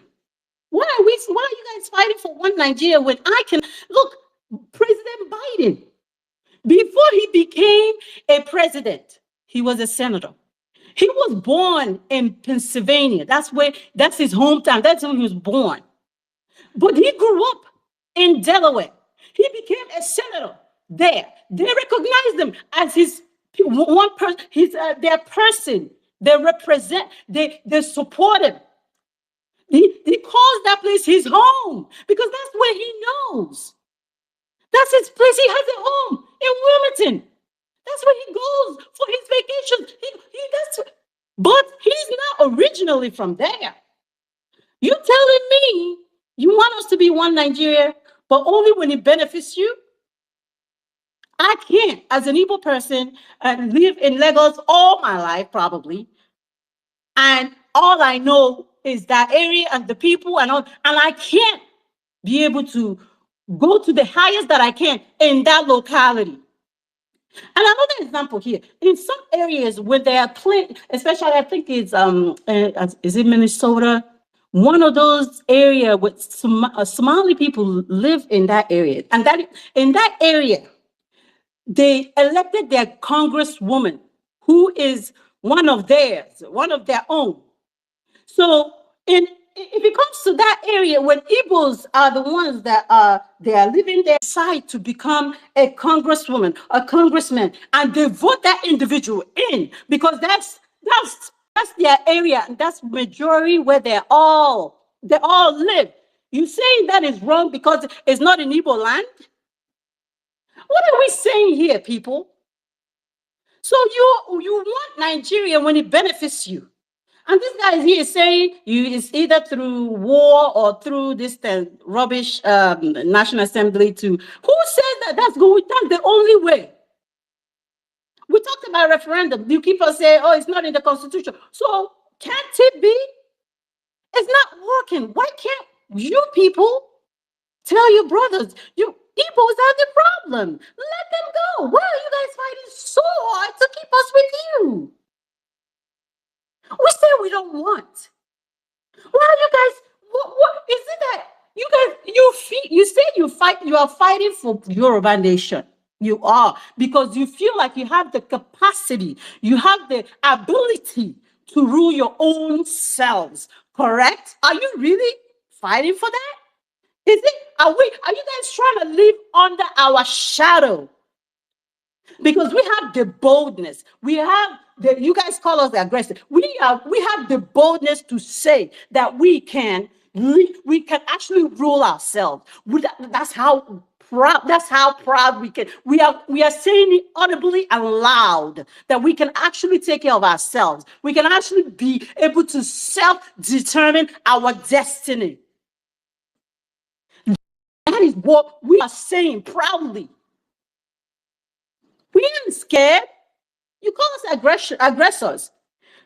We are showing you guys this is what don't be chickens. Don't come out here and try to stay under our shadow because people are clamoring for Biafra, Biafra, Biafra, Biafra. Oh, let's do our own too. Let's do our own. Maybe because let's pretend that we also want it. When your brother come, everybody join. Tinubu is who we want now. To me, everybody know where are the Yoruba nation fighters? I can't see any. I'm sure there are one or two, but majority are not serious because all they care about is brotherhood.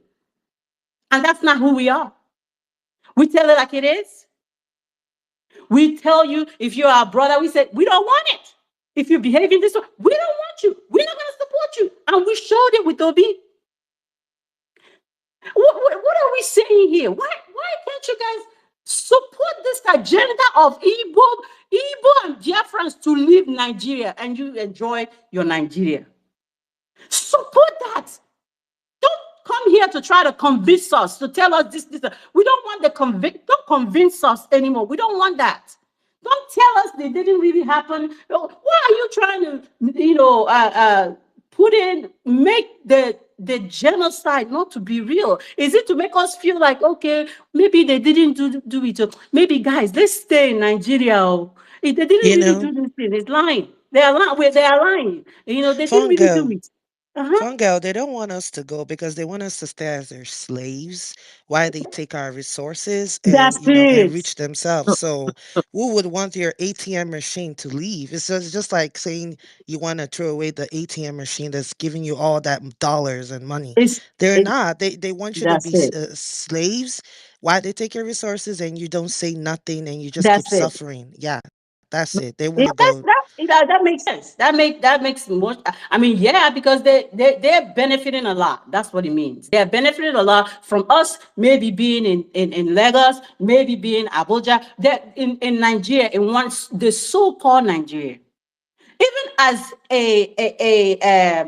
a foreigner, and I have the right now. If I want to become a senator, if I want to be, I can even go as far as the go. Oh, Arnold Schwarzenegger is from Austria or something like that, but he was a governor of California.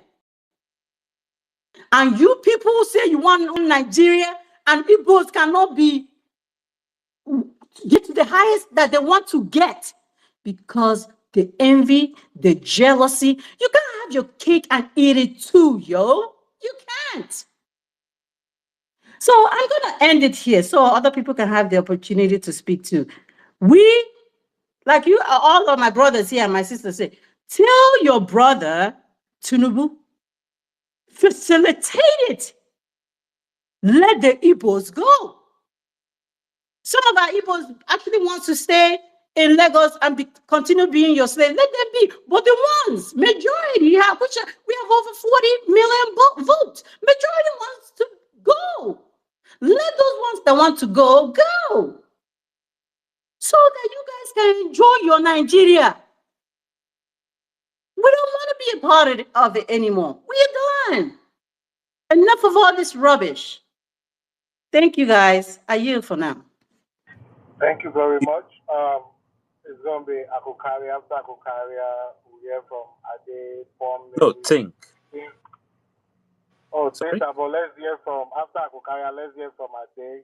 Then after Ade, Think will come. Let's just shuffle it back and forth. Okay. Well, yeah. Let me quickly say. Look again. When we say let us go, well, it's not like we're begging. It's not like we're begging you to let us. All we're just saying is, since your brother is in power and you're the ones complaining the loudest, speak to your brother. That's one. We're not even begging you to speak to him.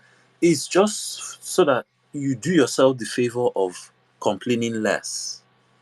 And also, like I said earlier, advise your brothers in the army or thinking of joining the army that, yeah, they can join, but if they send them to Biafra land, they should off uniform and just run away, find somewhere else but Biafra land.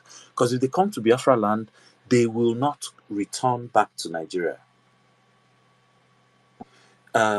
Yeah, and then also, I just want to point out, because the Taman reason na a why I vote saw, too. yes. Sorry, I'll carry out. I'll soon let you go. The reason why I set up this room, I'm not even. I was in that. The space is still on. Oh, the space where they were. Fun girl. Yeah, I was gonna say. I'll be very brief. Fun girl. This minimizing and denial of our genocide is coming from a place of hate. Everything was propaganda. These people, they are liars. This, that, and then, you need. I don't know if you were in that room. They in things. And then there was one particular place where they were making mockery of our mothers that were raped. They were making mockery of our people that were reported to have been traumatized from the war and children. I think they said it was 900,000 children were traumatized from the war, and some of them with brain damage. They were now even saying that generation of those brain damaged children must be the adults, the Igbo adults today. They even went as far as playing some videos where some people would just be chatting nonsense, this beer parlor history. They were now playing it and laughing that, these are it's them, this is the brain damage. It wasn't coming from a place of fear, like, oh, let's just keep them in Nigeria, because this was coming from a place of hate. Hate. So look, and like I said, I wasn't triggered in that room. If you go and read my comments there, you could see I was telling. I just kept saying, look, all this one you guys are drinking Panadol for someone else's headache. You know what to do. Anyway, December 2nd, we'll sort everything. Someone with laughing emoji even. I, I, at this stage, it's very hard. It's very hard to trigger me. The reason I set up this space was because the people I'm actually annoyed at are the obedience. It is because of you guys. We are taking this insult from the zoo. This gumbody, I'm detribalized. Oh, my Yoruba friend, and this.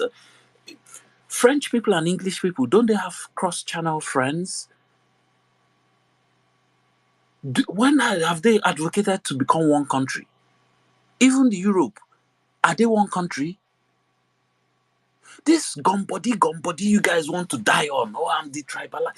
Look, this when I hear Igbo people mentioning this tribalized nonsense, I look at whoever it is, and I think this one is the brain is properly whitewashed and colonized. So much so that they will open their mouths thinking they are talking, but what they are literally doing is spitting on their ancestors. I'm Nigerian first before my tribe. What? Are you mad? Your own ancestral identity, that you give up your own ancestral identity to adopt an artificial identity created by someone you would have never known about. How many Nigerians have ever come to the UK? How many Nigerians are in diaspora? If Oyibo people never came to Nigeria, we would never have known they existed. He left his own land, came to your land, gave you a racial slur name, and because of this nonsense, you are willing to give up your ancestral identity that your ancestors took thousands of years to organically develop. Organically. This is not just some top-down decree. Oh, one Nigeria identity. Yeah, here's your constitution. Here's this one. Bang, bang, bang. They develop this stuff organically. This identity is not just, it doesn't just go down to, oh, my ancestors. It is genetic. Mama, let's move the mic. Mama. Yes, it is genetic. And you're giving up. Look, Starman, you are the continue this host. one. You have time. Calm down, okay? Don't worry. Yeah, I could carry on. Sorry. Um, I was in that space just not too long. It's been going on. And I requested for mic. They mistakenly gave me the mic. Making my submission, they started interjecting. Before you know it, they dropped me. So I like the fact that Trendsetter is moderating this space and trying to give one person with a different perspective and another, so that you have a balanced space. And that is when you know a space is not an echo chamber and they are speaking the truth. Let me say this. It's growing up now that I actually found out that truly your tribe and your language you speak and a whole lot of things influence your thought process and how you analyze things. An average Yoruba person is not difficult for them to lie or for half truths just to push a certain agenda, from the brightest of them to the daftest. That is why you haven't seen Professor Wole Soyinka come out one day to say people were profiled in Lagos during the last election, because it is in him to hide things, to lie. One of the problem I think the Yorubas have with us is that we have not allowed the Fulanis to ride on us the way they do with them in their land.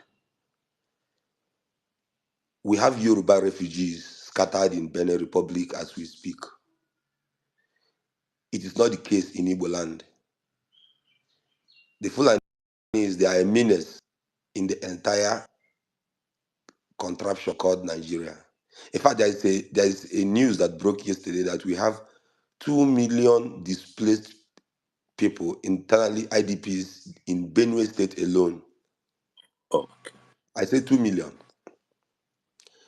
You have to count how many countries in the world that have up to 2 million population and less. So when we say 2 million people have been displaced in Benue, this is a bigger topic to talk about. But you see, an average Yoruba person have this obsession with the Igbo. They rather open a space and talk about a history that the country refused to teach them. Your country is the only country that refused to teach its citizens history. We are not making anything up. As an average Igbo person, I talk with facts. I don't have to skew anything to win arguments. Your school, they remove history from its curriculum. They know their reason. So when you open a space and start to discuss a distorted history, already you are a liar. Already you are a traitor. Already you are a saboteur. And now you come and you want me to believe what you are saying. So this is you. And then you go up and down, you shout, referendum is not in the constitution. Let me tell you, there was no LGBTQ in South African constitution. In fact, a lot of people frowned against it, but it is a right that is accepted in this country right now. So is it in most European countries and certain states in America. So this is not something you hold on to. And let me tell you, according to Miriam Makeba, she says, do not allow your enemy to choose your leaders for you. When you come on space and I tell you my leaders is Mazen Nandikano and Simon Ekpa, you frown as a Yoruba person. Tell me to go and meet House of Assembly people. You are disingenuous. And that is why Nigeria will not work, because your thought process is different from me. I want to solve problem once and for all. You want to sweep things under the carpet. You're opening a space and talking about a distorted history where there's a video doing rounds on the internet where a Yoruba task force or Agboro was killed by northern bike men and his body was desecrated. This is a bigger issue. And I don't blame, if you remember the last time they were trying to bring in the regionalism and what have you, the Lagos indigenes started speaking up to say, we are not going to go with the Southwest. Nobody discusses that, but you could see that nobody wants to associate with failure. The only bragging right the Yorubas have in Nigeria is Lagos, which is not their land. It is a big surprise. Nobody is even thinking in that direction. You ask, what does the Yoruba bring to the table?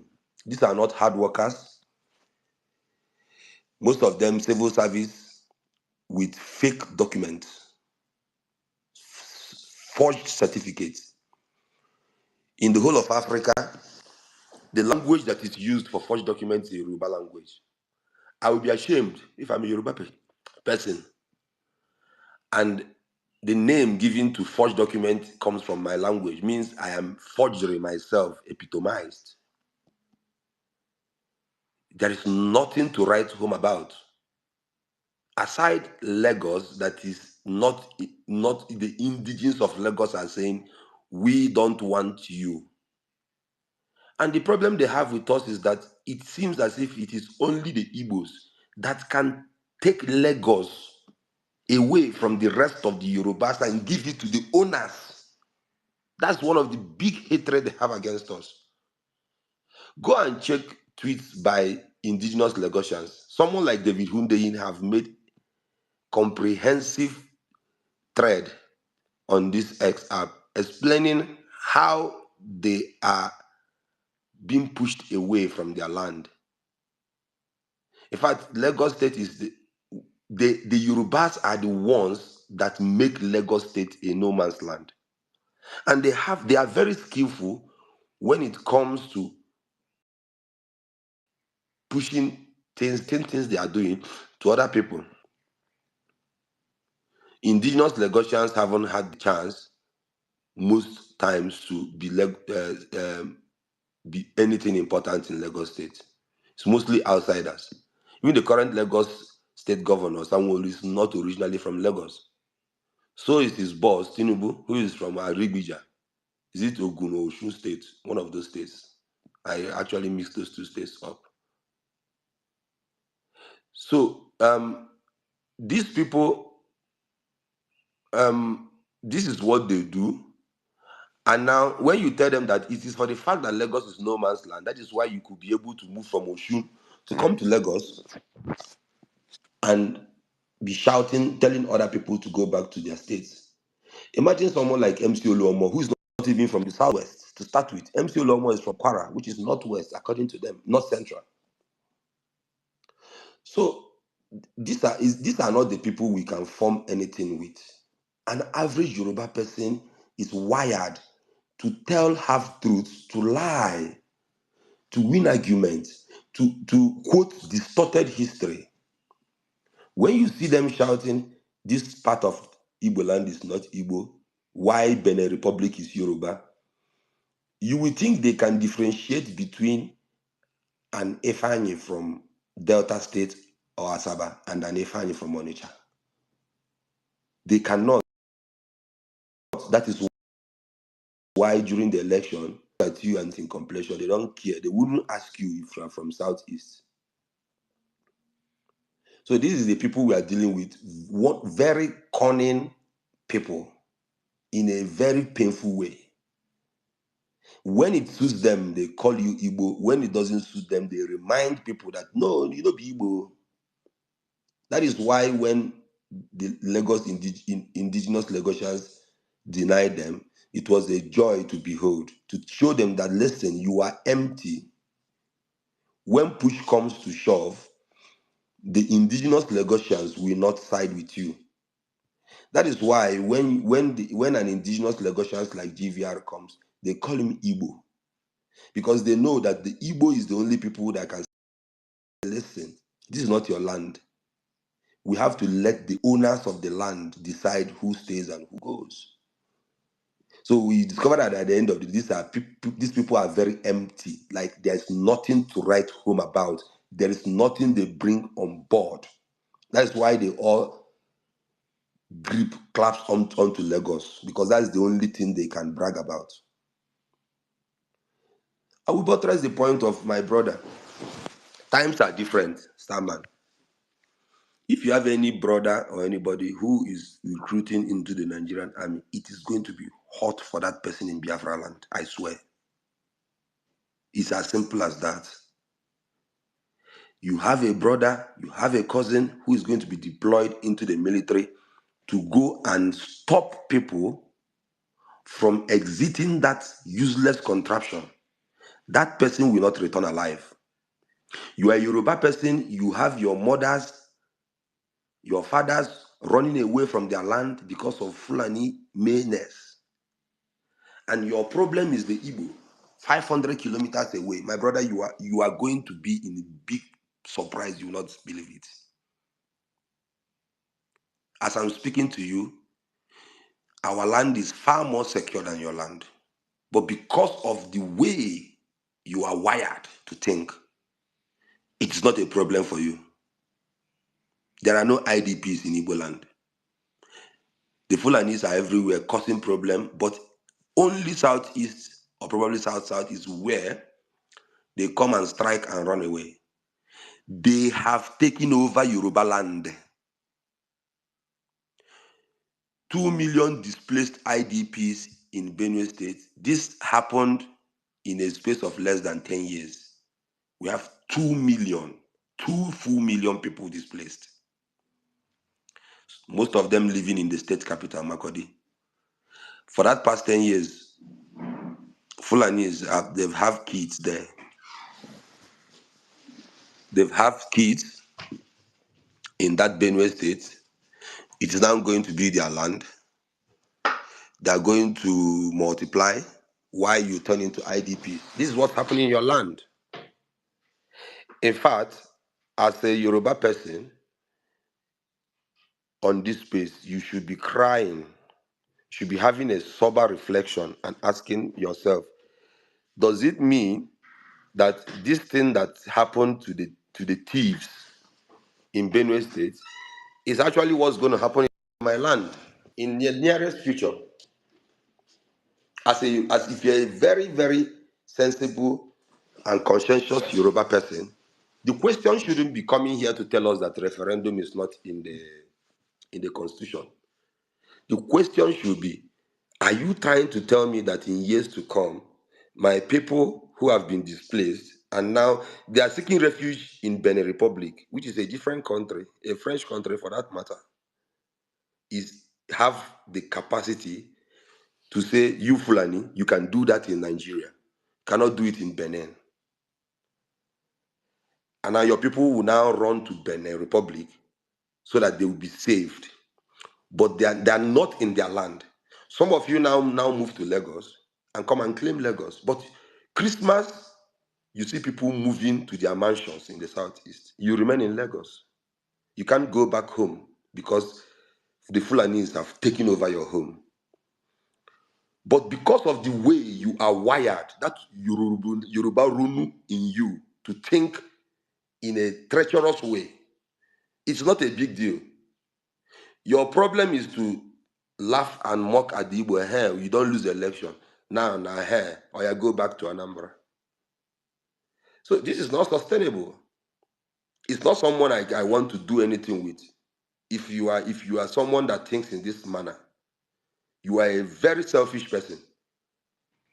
How can what happened in 1960 something that is well documented and is still playing out be your problem, as against the fact that your brothers, your mothers, your cousins cannot go to farm in 2024, and you want me to be in the same country as you? Are you okay? And you come up with reasons why I cannot have my country and things my own way. As a Yoruba person, if I'm a Yoruba person, I should be ashamed of myself that 2024 I have IDPs. The president is a Yoruba man. Even his state where he came from, they have displaced people. And then all you think about is they want Biafra. It's not sustainable. If you think this generation is going to allow that rubbish to happen, you are joking. Because your problem is that, and when I point this out to you, you say the Fulanis are also doing it in Ozowan, in Enugu. But go to Ozowan today, the people are back in their houses. The Fulanis are having it hot. In fact, they will tell you, those Fulani people who we cannot vet, we don't know if it is Nigerian Fulani or Fulani all the way from Gambia. We don't know. They will tell you that the hardest place they have it hot is Igbo land. That is why I'm better than you. You leave your people to be killed and you focus on Biafra and you come to threat me, don't do this, it's unconstitutional, it's war. You think without the British in the 1960s to 1970, you would have won Biafra? Do you think you can do that? So as a Yoruba person, you are empty because one, the indigenous, I will just round up so that other people will say, I'm telling you guys on this space now, as a Yoruba person, you have to have a sober reflection. The only bragging right you have, which is a business point, where you see a lot of Lebanese people making money in Lagos, Asians, Indians, Chinese, Igbo people, it's not yours. And the Aworis are waiting to say, listen, when is it going to be? We know the people who are going to help us so that we will enjoy this. Because now everybody has run away from Ekiti, Ogun, and come to force themselves into the smallest in Nigeria, which is Lagos, to claim it. So we are the people who will take this Lagos and say, Awori, take your land. Do you want Agboro or not? Or you want serious-minded business people? And you are going to lose out big time.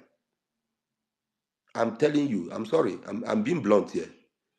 So if you think your problem is the Igbo, know that it will come to a time where Lagos, that is the only bragging right of a Yoruba man on earth, even the Oba of Lagos have come out severally to say Lagos is not part of Yoruba land. Oba of Benin went to Lagos, echoed the same sentiments. It doesn't concern you. You're waiting for election so that Agberos will come and claim tough fight so that they will fight. This is my land. This is where I'm going to collect tickets. I'm going to cut tickets for Okada and what have you. Then they will disrupt the election. When the time comes, when everybody's eyes are clear, you will go back to that Ogun. When you go back there, Ondo, you will meet Fulani in your ancestral land. You will start a new fight. By then, Awori will be enjoying their Lagos. By then, Fulani, they know that we are no nonsense people. So this is what you should be thinking as a Yoruba person that is conscientious, that what is going to be in there for me, for my future generation. The Igbos, see, we are 200 steps ahead of you. If you think we are joking, we are not mates. We will secure Biafra land and develop it at our own pace. Why you be shouting, go back to Anambra? The indigenous Lagosians will say, listen, no, it's fine. This is our land. Go back to your own state. We will decide who stays here, who is serious to do business and pay us good money. So let me leave it at that so that other people. Thank you. Tochi, welcome to the co-host session. Ade, Pomil, please unmute yourself, Um, Ade. what great says? Do you think we should time this so Thank you for other people allowing can me have a to chance? make my own submission. I was listening to every thing that has been said by everyone, and I just want to first of all appreciate you for letting me in, because despite the fact that looks to me that this is strictly an Igbo affair, because while the topic was more of I was drawn to it by the topic. Some Yoruba bigots denying Biafra genocide. So it looks to me that it's something that it called my attention to it. So I wanted to just, so I took time to listen to everything that is being said, even especially the last speaker. And I started listening when I heard the submission of Tochi. Yesterday, I was in a platform also where Starman was making a lot of submission. Very intelligent things that you said yesterday. I quite appreciate. I learned a bit of history, which some of them I know, and some I had to go and reread again. And what I want to say here is that I have heard Tochi when she said that December 2 that the Igbos are leaving. And then the next person seems to be saying that talk to your brother. There's nobody that is against the exit of Igbo. There's no one is against the exit of Igbo. I'm a student of history myself, and I know a bit of history, especially I have observed Nigeria from I was a boy in when Shagari was president of Nigeria. I've observed Nigeria for quite some time, and until I left Nigeria, I personally knew that nothing was going to happen. I knew that Nigeria is stunted. I knew Nigeria is going nowhere. Might lie to ourselves, might be lying to ourselves and deceiving ourselves that there's still something that can be fixed. I am convinced that the country is stunted. It got stunted even after the war, after the civil war. Nigeria was stunted after the civil war because that was a point where there was no other thing that could form any unity There was no basis for unity. You cannot befriend after going to court. Sometimes it is possible, but then the friendship would not be, to just be superficial. There's no way we can form unity after the war.